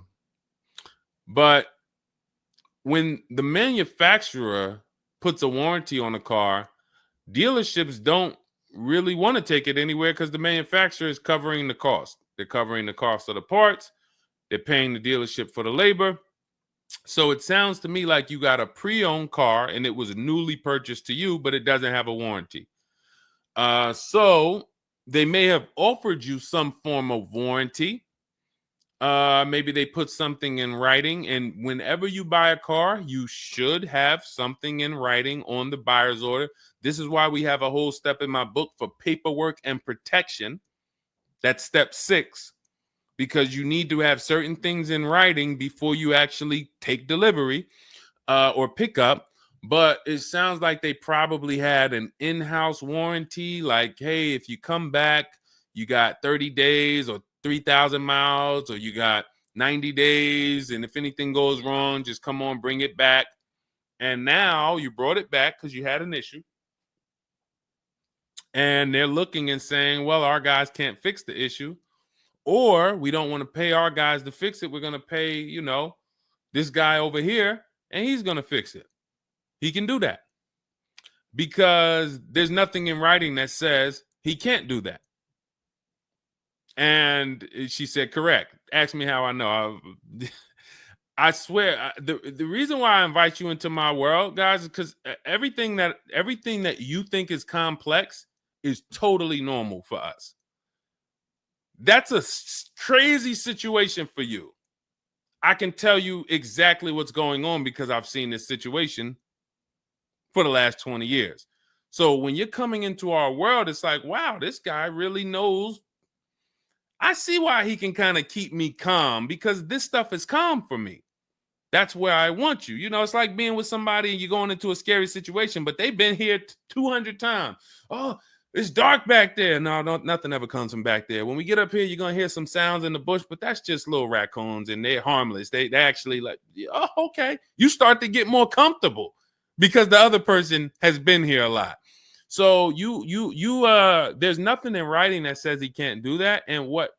But if it is in writing that he needs to fix the issue, that's really all you care about.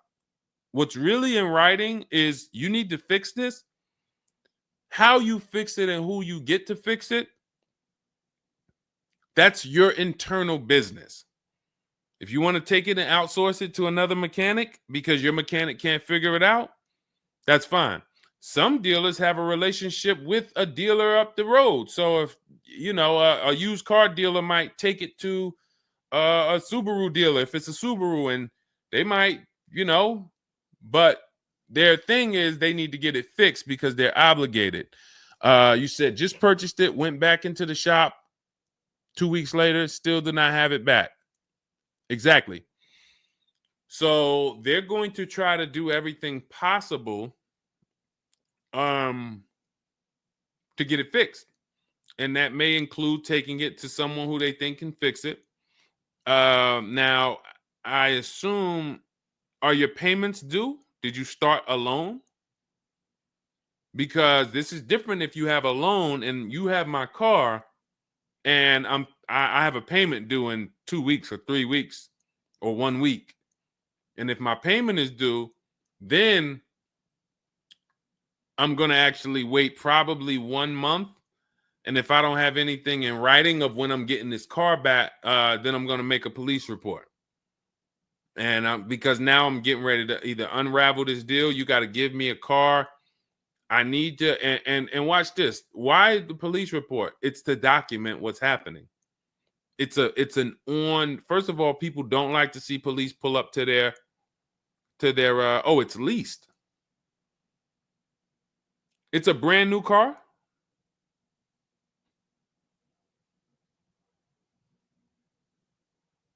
It's a brand new car. Most leases are brand new.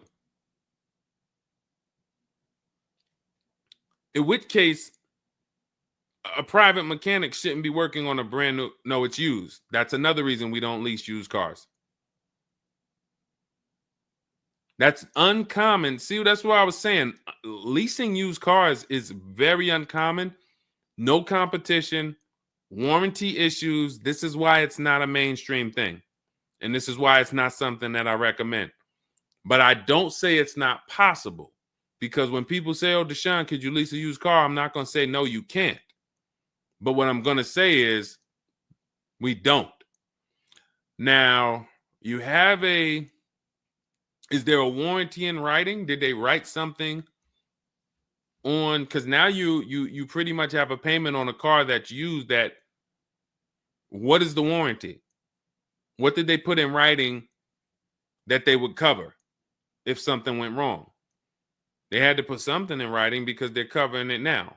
You know, or they have to fill some form of obligation. You paid 2 payments, but what warranty did they give you? Was it a certified car? Because that would give you a year warranty from the manufacturer. But again, I don't think you have a manufacturer warranty. In fact, I almost know you don't, because they wouldn't be taking it to a private mechanic if it had a manufacturer warranty. Originally 32,000, at the end 62,000 through. Originally 32,000, at the end 60,000 through Exeter. Yes. Well, I mean, originally 32,000. I don't know what you mean by that. Is that your mileage? I need to know. Did they put something in writing saying that they were giving you a warranty?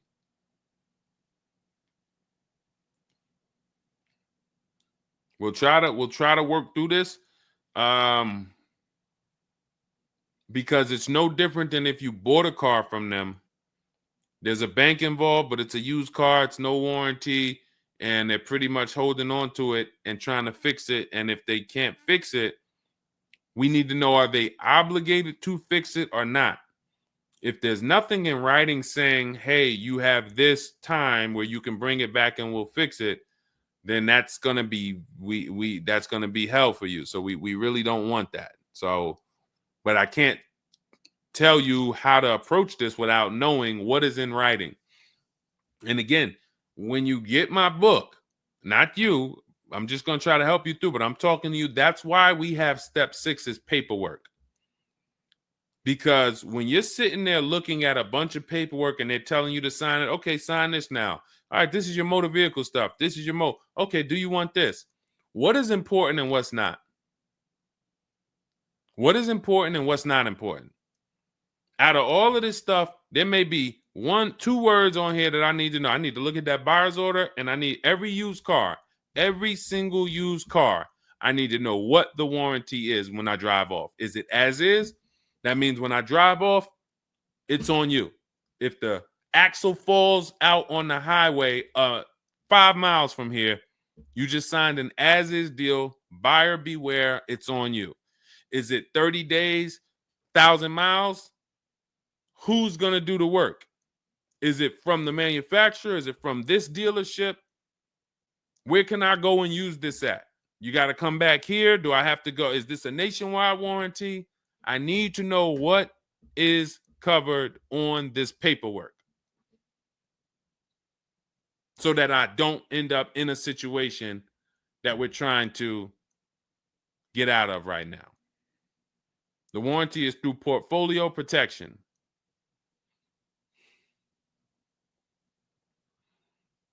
So it's a warranty. May not be a good one, but it's a warranty. So if there's a warranty, that means they're obligated to fix it. And if they're taking too long to fix it,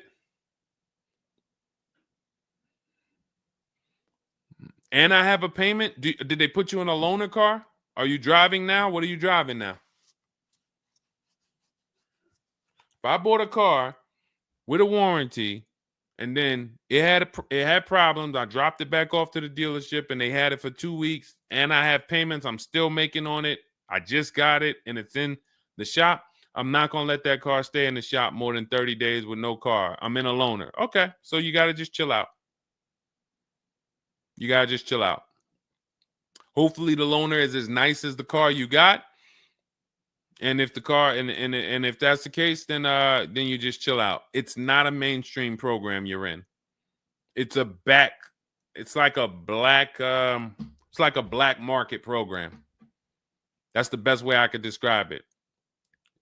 These companies that lease used cars, it's a black market kind of behind. It's not a mainstream thing. That's why all of these companies are small or like very little known name companies. They could go out of business. Nobody knew. Who the heck were they? Nobody knew. portfolio such and such went out of business. I never even heard of them. Who are they? Because they operate in the black market back there. So the general manager refused to pay the $4,300 for the corrosion on an important part. Again, what's your payment on the car? I just want to, I think this is a valuable lesson. They've had my van since from June 19th. Oh, they've had the van for that long? And you've been in the loaner?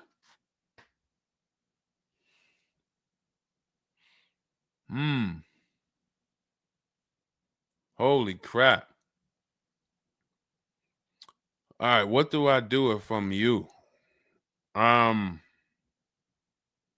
What's your payment on the car?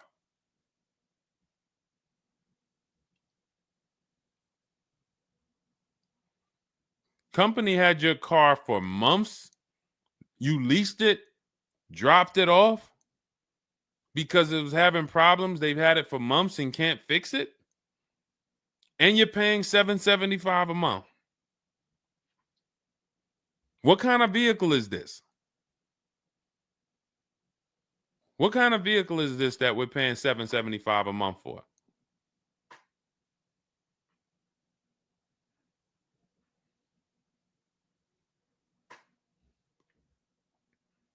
I just want to give you some time to type. I mean, I like to try to give you, I like to try to give you a like, what would I do in this situation? And then you have to realize that you can never put yourself in this situation again. Pacifica, a Chrysler Pacifica. It's just getting worse and worse.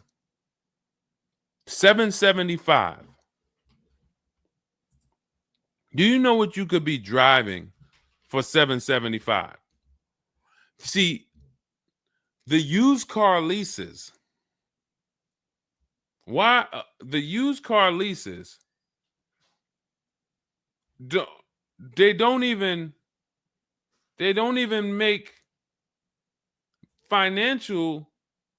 It's not even like a huge financial win.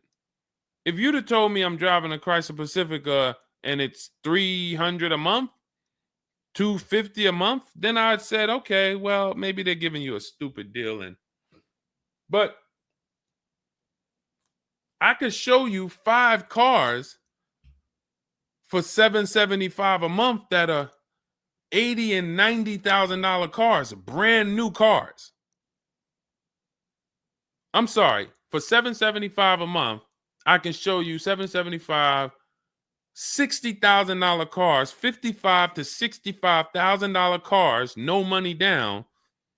I also traded in a Buick and they gave me $2,000 for that. Listen, dear. All right. They want to keep you in the car. God, how can you get out of this car? Oh man. And just so you know, some situations you can't get out of. So it's not like there's always a way out. There are some situations.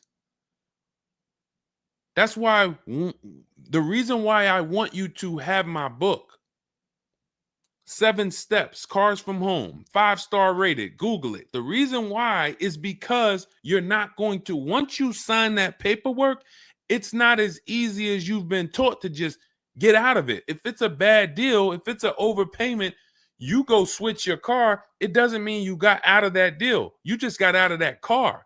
You rolled over the negative equity to this deal. Car deals are like, once you sign them, the damage is done. And then it's about, all right, what's the best way to get out where I lose the least amount of money on this deal? But I'm going to lose. Negative equity, it's going to be there.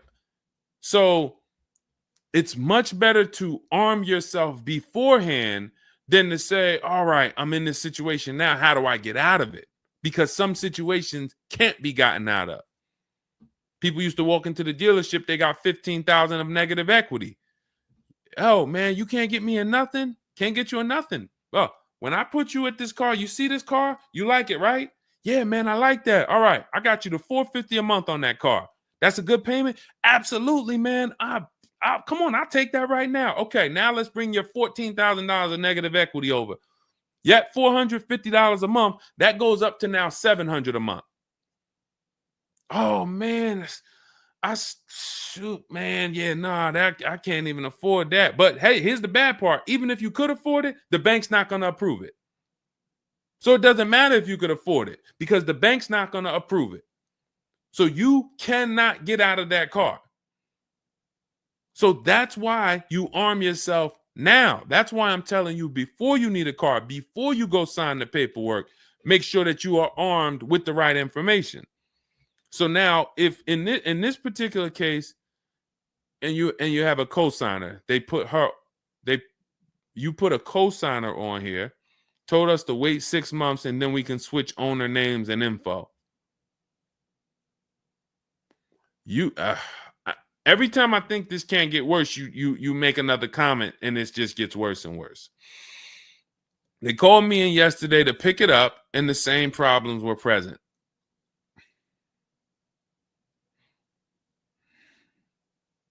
Good Lord. I'm almost stumped. Okay. All right. All right. You need to find out how many miles are on this car? How many miles are on this car? This is not a good situation. So that's why it's harder. And what I'm about to tell you, it might not even work.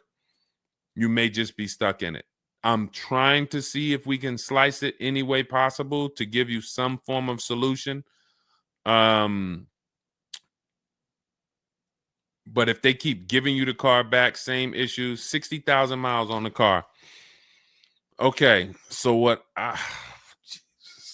I would do is you call and get the payoff.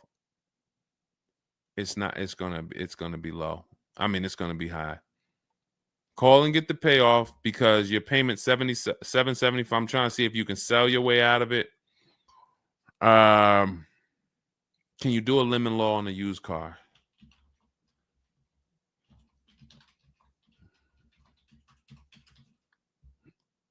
Let's see. Yes, some states have lemon laws that cover used cars, but the specifics vary by state. What state are you in? If they can't fix the same issue, but it's an aftermarket warranty.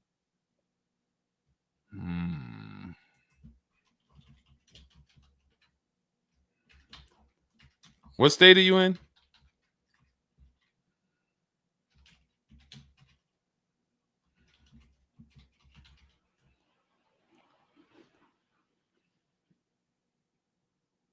Maryland.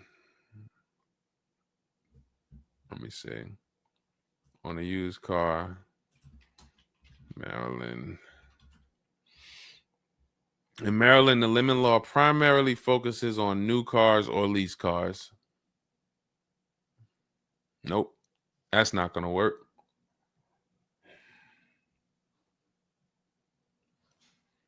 Jeez.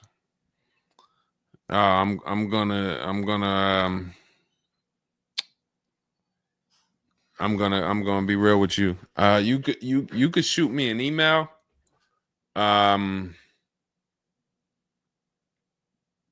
don't know if you can get out of this. You know, a contract is binding. You signed a contract.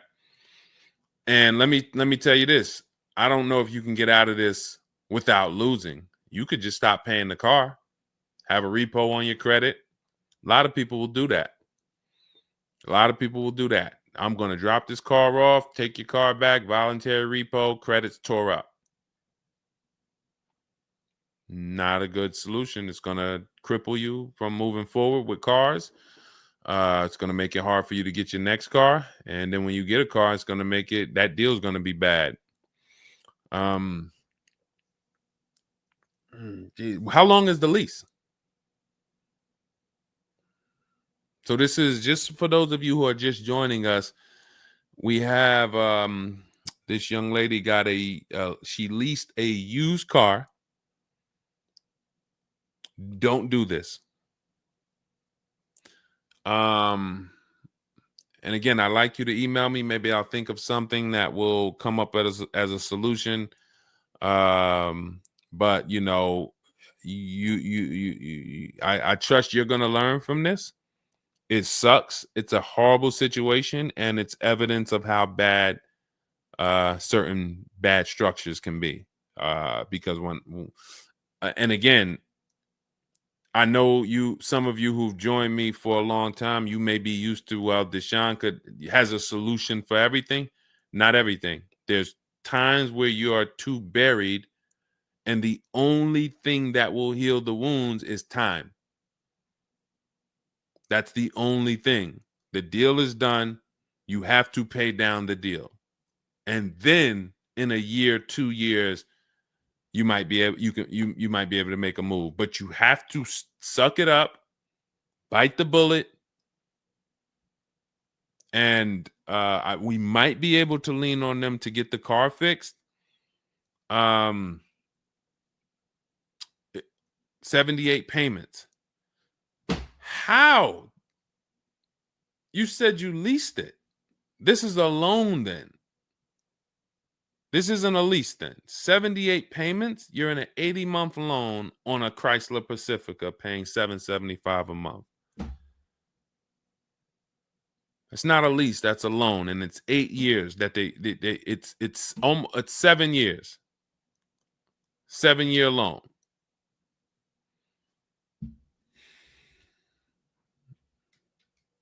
I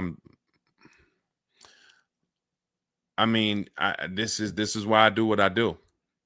You know, like, I don't want you thinking, okay, maybe you don't sign, maybe you don't make a mistake that is this serious, but this is cars. When I'm breaking down these big numbers and I'm throwing out these big numbers, oh, this is a $4,000 mistake. Oh, if you don't do this, yep, you're looking at about $4,000 or $5,000 you're gonna leave on the table. You take a loan that's too long, yep, you're gonna overpay by probably about $4,000 or $5,000. That might sound like nothing to you, but how I'm telling you based on me being in dealerships and seeing situations where I'm like, you made a lot of mistakes. You combined all the mistakes and you made them. So I'm just Jesus. So you're in an 80-month loan, not a lease, and you have $775 a month to pay. You are. So that means that loan, just to give you an idea of how much you've paid, you've been charged for this car. It's $775 a month times 80 is $62,000. So we're paying $62,000 over 8 years, over almost 8 years, or almost 7 years. Wait, 80 months, not 84. So yeah, almost 7 years for a Chrysler Pacifica. So we can't trade out of it. We can't sell our way out of it. That car is probably worth $20,000 at best. 2021 Chrysler Pacifica, 60,000 miles on it. That car is probably worth $20,000. But they charge you're gonna end up paying $60,000 for it. Jesus.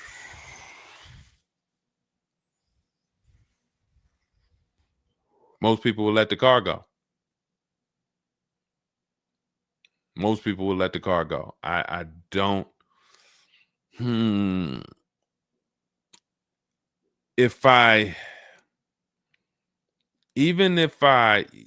you run your negative equity, that is exactly what it's saying. 62,000.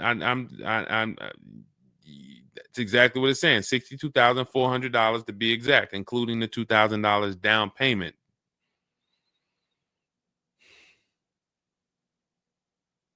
What's the name of this company that you did business with?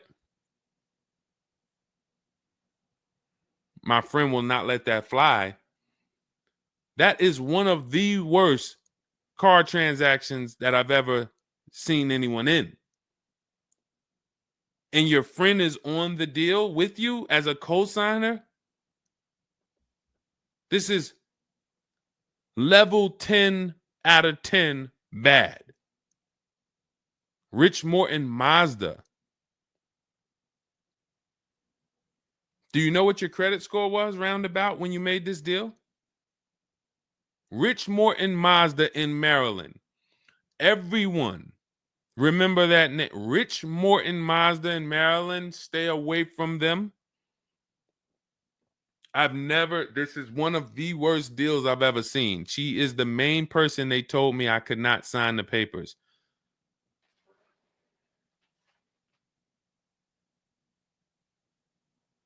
Oh. We wouldn't be friends anymore. Now, here's the truth. Nobody pulled the wool over anybody's eyes. We looked at these numbers. She didn't say to you, wait, these numbers look crazy. I'm not signing them. You're not getting this car. Both of you went in there and signed these deals. So let's I'm not even going to say she's the friend, but nobody's going to say, well, y'all tied me up and held a gun to my head and made me sign those numbers, and y'all didn't even read those numbers to me. So, but, jeez,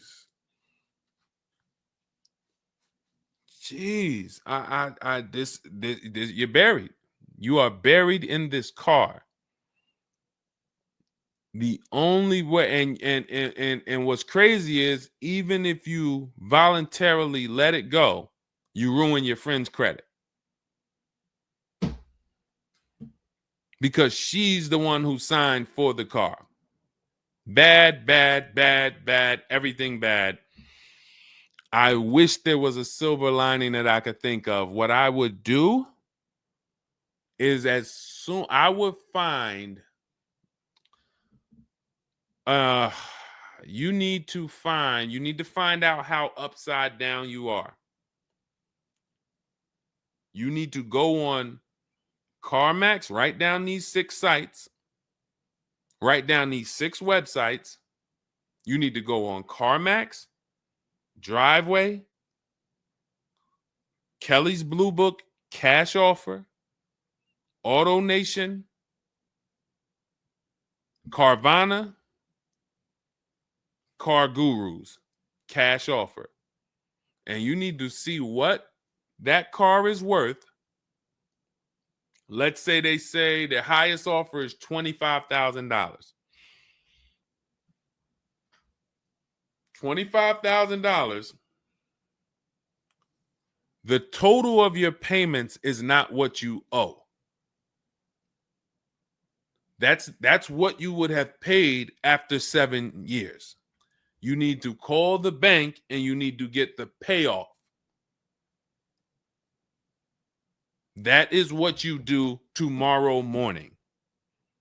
You go on those websites tonight or today. You find out what this Chrysler Pacifica is worth. And then you call the bank tomorrow or the next or whenever, and you get the payoff. And you need to know what that gap is. If that gap is $25,000, then I am trying to get out of that car, and it might not be this year. It might not be this year, but I need to right now. I would go into an electric car lease where I could get, like, there are certain electric cars, and if I was shopping them, I would choose a bunch of them that were 50. I mean, I got a couple people who've gotten Like Val, she just got her electric vehicle. Some of these electric vehicles people are saving. This is a 1.16, but even going back to Zafrina's first deal, she got an electric car and she probably got like close to 17 grand off the car. Milligan, I always use Milligan because she got one of the biggest discounts ever using what we use. It's an electric car, but she got, where's Milligan? I got to label these better, Dolan. Remind me I got to label these better because I cannot just cycle through these. Sean got 20 grand off. The reason why you need a car that when you shop your deals, you need like $30,000 off the price of the car. And because right now you're paying a high payment and the car is worth nowhere near what you're paying. So as you pay $775 every month, you're paying it towards an asset that is worth nowhere near what you're paying. You also need to find out if you have gap insurance. So I'm going to give you those 2 homework assignments. And then the next time we're live, you jump on the show and you tell us what you did. Those 2 homework. Find out if you have gap insurance. And then you need to get your payoff and go on those websites and get the cash offers and find out what the gap is. Because if the gap is $25,000, then what I'm doing is I'm shopping. If you listen, you get, if before I tell you to get the book so that you can shop a bunch of different electric cars from home, you need to get $25,000 off the price of some electric car. While they still got the rebate, while they still got the incentives, those incentives are going to go away. When do the electric car incentives go away? Let's see. Hold on.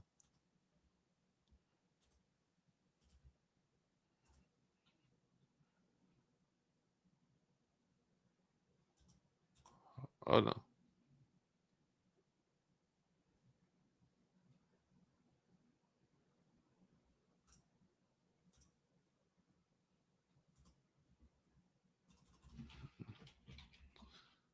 When do EV incentives? I'm going to tell you, you're probably going to see, we're not talking about tax credits. You're probably going to see huge electric vehicle incentives for the extended future because they're still building them and not many people want them right now. So you need to get like $25,000 off the price of some car or more. Like I said, with Milligan, she got she got almost 27,000 off. And then you would roll that over into a new car and you would lease it. And your payment's going to be high, but you're going to be in a good car. So if you lease a car and you end up with after you knock off that 25, 30, $30,000, and I would be just shopping multiple electric vehicle leases using our system. Again, at this point, you're either going to listen to me or you're not. So, I mean, I'm just going to assume you are. And you would just run multiple electric cars through our 25-to-5 system and see, all right, how much could I get off that one? Oh, they're saving me 15 grand. Nah, that's not enough. All right, let me go pick this Kia SUV. All right, how much can I get off that? Oh, 17 grand. Nope, nah, that's not enough. Oh, let me pick this one. Oh, they're giving me 22 off. All right, that's better. Let me see if I switch this car over to that, how much they would give me. And you're trying to get out of that car, but you cannot bring all of that negative equity over unless you already knock down this new car by $20,000 or $25,000 because the bank is not going to approve it. So you need something that you can save that kind of money off of and then come over to a lease and then, all right, forget about lowering your payment right now. You could lower your payment right now. You need to get out of that car into a better car for the same payment or similar payment. You're not lowering your payment. Only way you're going to lower your payment is to get rid of the car, ruin your friend's credit. But once you do that exercise, let me know where the gap is. Next time you see me live, jump on. Hey, Deshone, I did it. The gap is like $22,000, or the gap is $30,000. If the gap's 30, then we got to see what we do there. But the long-term plan is I need to get out of this and I need to get into an electric vehicle that I can lease for 3 years so that I can bury all that negative equity into this car. And what it's going to be is it'll be like, all right, I'll knock 25 grand off the price. Normally my payment would be stupid low, like $250 a month, because I just knocked 25 grand off this. But I'm actually just putting the 25 grand from this Pacifica back on there. So it's still going to be around 700-800, but I'm driving a brand new car. And then once my 3-year lease is up, I can actually be done with this versus being in this for 78 more months.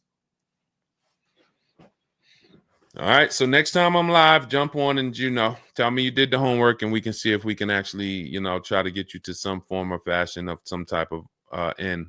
Yeah, I'm not a fan of the electric car. Can't help you. Can't help you. I appreciate you being on here, but you should have not been a fan of this. How are we in a 2020? This is the part where we have to realize you have your friend tied to this car. And I'm telling you what you may be able to do to get her out of this situation and get out of this Chrysler Pacifica. That is a car that is worth $20,000 that you have a loan on of $55,000+. And you're like, I don't like this electric car. I'm not a fan of it. I'm telling you, there's tons of them out there. We should not even have our friend on this deal. So be a quality friend. Don't be like the people who will come into the dealership, put their friend on the credit, on the credit. Hey, can you sign for me? I had one girl that would come in and she had her mom on one car, burned her mom, and they had somebody else from the church coming in here to sign for her to get another car because she burned her mother's credit. Didn't care about nobody. Do not be that person. You have someone tied. Your friend was nice enough to be on this horrible, terrible deal with you. Now you need to do something to show her you are trying to get her out of this deal, regardless of how you feel about the car, because you should be feeling terrible about the Chrysler Pacifica that you're in that we have an 80-month loan on. She is the one who put us in this situation and we are trying to go the best route. So how are you in the deal? Does the lease go from the day you got it to the anniversary day? It goes usually 3 years. How are you in the deal? When you're saying your friend is the one that put you in the situation,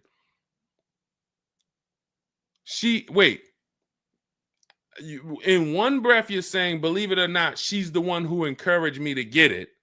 And then in another breath, you're saying she's the one who put me in the deal, who put us in this situation.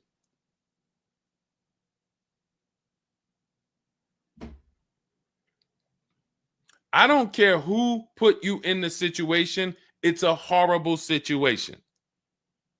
So if you want, that is the only solution, and it may not even work. So let me just be clear. Lots of people on the show, they seem to be very interested in your story. This is a very interesting story. There's not many times I had to jump on this show and hear something where I'm like, you're probably not going to end up with another car. You're probably going to be stuck in that car for at least 3 years, paying down the balance because you owe too much on it. And maybe you can lean on them to fix it, but there's no lemon law, so it's not like you can actually put it through a lemon law. So you might just be giving it back to them to fix, giving it back to them to fix.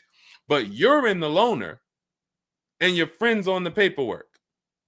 So that tells me the car was for you. It wasn't for your friend. So your friend signed for the car knowingly, may have encouraged you to get the car. Yeah, girl, I'll do it. Listen, I want to see you win. Look, maybe didn't know what she was signing, didn't understand. All right, you're $775 a month. Can you afford that? Okay, yeah, I could afford that. Okay, perfect. All right, I'm going to sign for it. Didn't realize maybe it was for 7 years. and didn't realize that, oh, shoot, you're going to be paying 60 grand for this car, and didn't know, oh, this car is going to be in the shop, but it's your car because you're the one in the loaner. It's not her car. She's not in a loaner. So there's only one potential solution where you could even think about getting out of this car, because no one can get you out of a car that you're $30,000 buried in. There's no bank. You could have a 900 credit score, never missed a payment in your life. No bank is going to approve taking $30,000 from this Chrysler and putting it onto whatever new car you decide you want.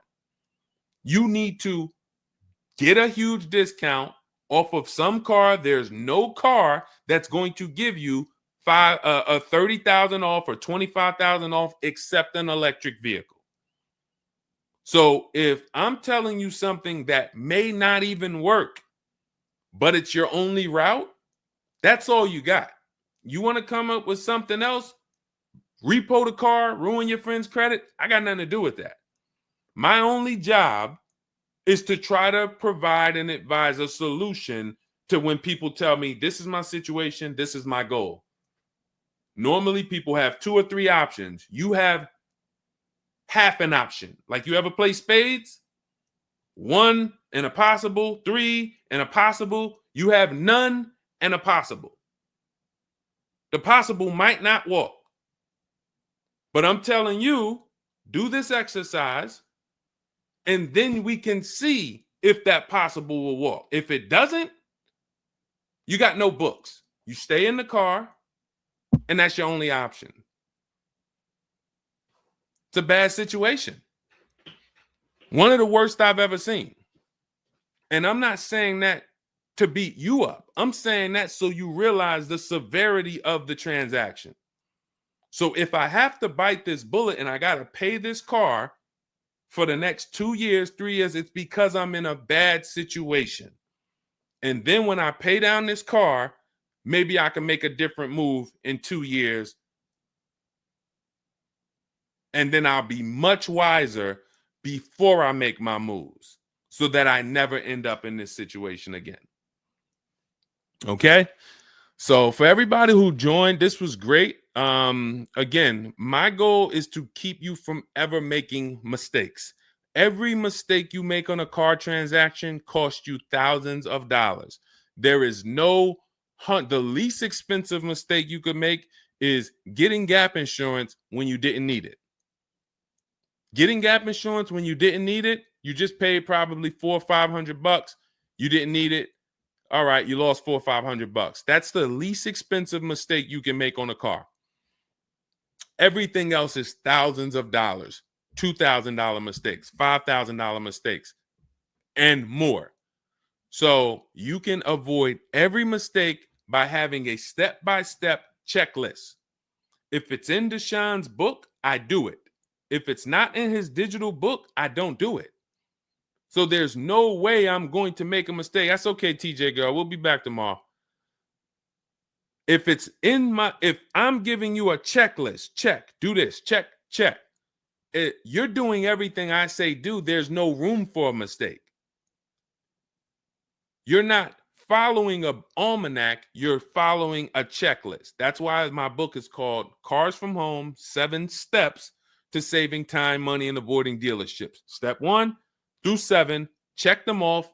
You do car transactions mistake-free. You don't miss any money with your financing. You don't buy bad cars. You don't do anything that you're like, oh, was this good? No, it's a checklist. So normally it's $97. It's a digital book. So you can have it in your inbox in about 5 minutes, and you'll get it for 75% off as part of our welcome offer in my TikTok bio, Instagram bio, Facebook comments, or the YouTube comments. There's a link there. Just get there before that 2-hour countdown expires. Once it expires, it goes back up to $97, which is still worth every penny. You spend $700 on a home inspection. Why do you spend $700 on a home inspection when you might not even buy the home? Inspector might come back and say to you, you know what? Hey, listen, I got the report for you. Just so you know, that roof needs replacing. Those boards, the electrical system in the back, there's a lot of stuff that's not up to code. And then in the basement, you got some water coming in through the foundation there. Listen, house needs a lot of work. Here you go, $700. You and your family might not buy that house. Do you say to yourself, man, I wasted that $700, man, we could have kept our $700? No. You say to yourself, man, I'm glad we got that home inspection, man. We would have been in trouble. So this is how we approach cars. This is how people who I show you throughout the stream approach cars when they're working with cars from home. They're like, I want to make sure that if I can spend $24 and get Deshone's book, and that is my form of a home inspection, that's me guaranteeing I don't make a bad move, then I'm going to go spend that. And if I miss the $24 price and it's $97, then I'm going to go spend that to make sure I don't go out here and make a $5,000 bad decision. That's what we hold ourselves to. Thank you, Stephen Nash. Good to see you. So go grab your copy before the countdown expires. Get it for $24 instead of $97. It's in my TikTok bio, Instagram bio, YouTube comments, or the Facebook comments. And then use that step-by-step. New cars. Everything is in there for you to shop empowered, mistake-free, for you to be the prize. You deserve to be the prize. There is nothing else that you would spend $10,000 or $50,000 on, or some of you are going to get a $100,000 car. There's nothing else that you would go in spending that money on, and you wouldn't feel like you're the prize. You wouldn't go into the mall to spend $40,000 and say, y'all better get the velvet ropes. If you went into the mall to make a $40,000 decision, you'd be, hey, close this store down. I'm about to spend $40,000. You'd be bringing champagne out. All right, close the velvet ropes. Where's the velvet ropes? Everybody stay outside. This person's about to spend $40,000. But a $40,000 car, you go in and you'll take the mistreatment. You'll leave buyer's remorse. Not anymore. When you make the decision to get your book, follow these steps, you are mistake-free. You'll save all the money. And then when you drive off in your car, you feel like you're the prize. This dealer won my business. That credit union, that bank won my loan. This deal, buyer, Carvana, CarMax, Driveway, they got to buy my old car because they put the best bid up. Everybody won a bid. And that's how I know I won, because everybody competed for my business. I didn't beg none of you for anything. That's how we do. So go get your book. And if you want to get started and you're like, Deshone, you know what? Is there anything I can get started for free? Because I'm just getting to know you. I don't really know you yet. Now I want to see, then go grab my free cheat sheets. Dolan will put a link in the comments for you guys. It's Deshone's cheat sheets. It's also in my TikTok bio, my Instagram bio. And you can see what we give to people who want free advice to get you started. But if you're like, no, give me the blueprint. Give me the bang, bang, step-by-step, start to finish. That's my digital book. Go get it. And carry in gifted hands. Please check back in with us. Let me know when you do that exercise how big that gap is between what the Pacifica is worth and what the cash offers will buy, what will pay for it.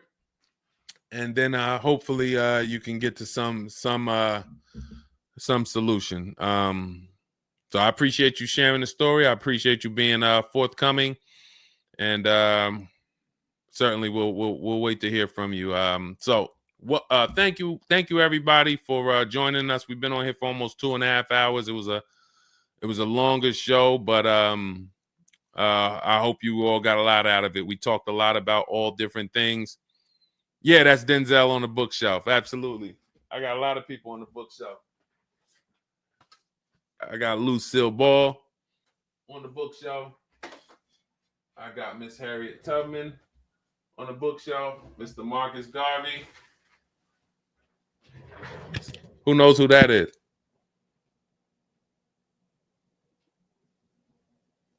That's the great one.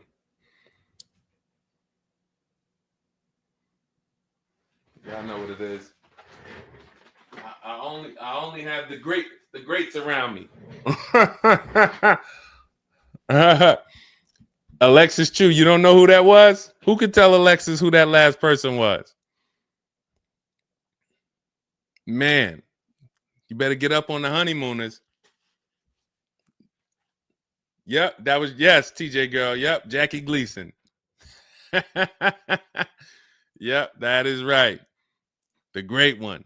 So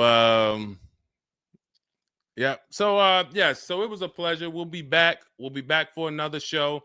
When you see us, jump on, get your questions answered. For those of you who have my book, I want to thank you. Shout out to I saw a couple people say they grabbed their book and they were using they were ready to use it. I would get the paperwork through email, never received it. I need your help. I bought 2 brand new cars. I was told I would get the paperwork by email, never received it. So call the dealership.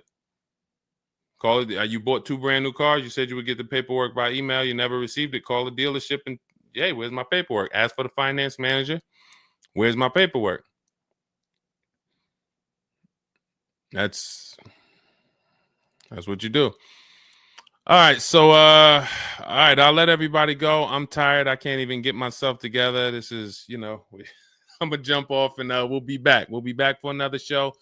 Make sure you get your book in my TikTok bio, Instagram bio, the comments, or the Facebook comments or the YouTube comments, and I'll see y'all on another show. All right. God bless you.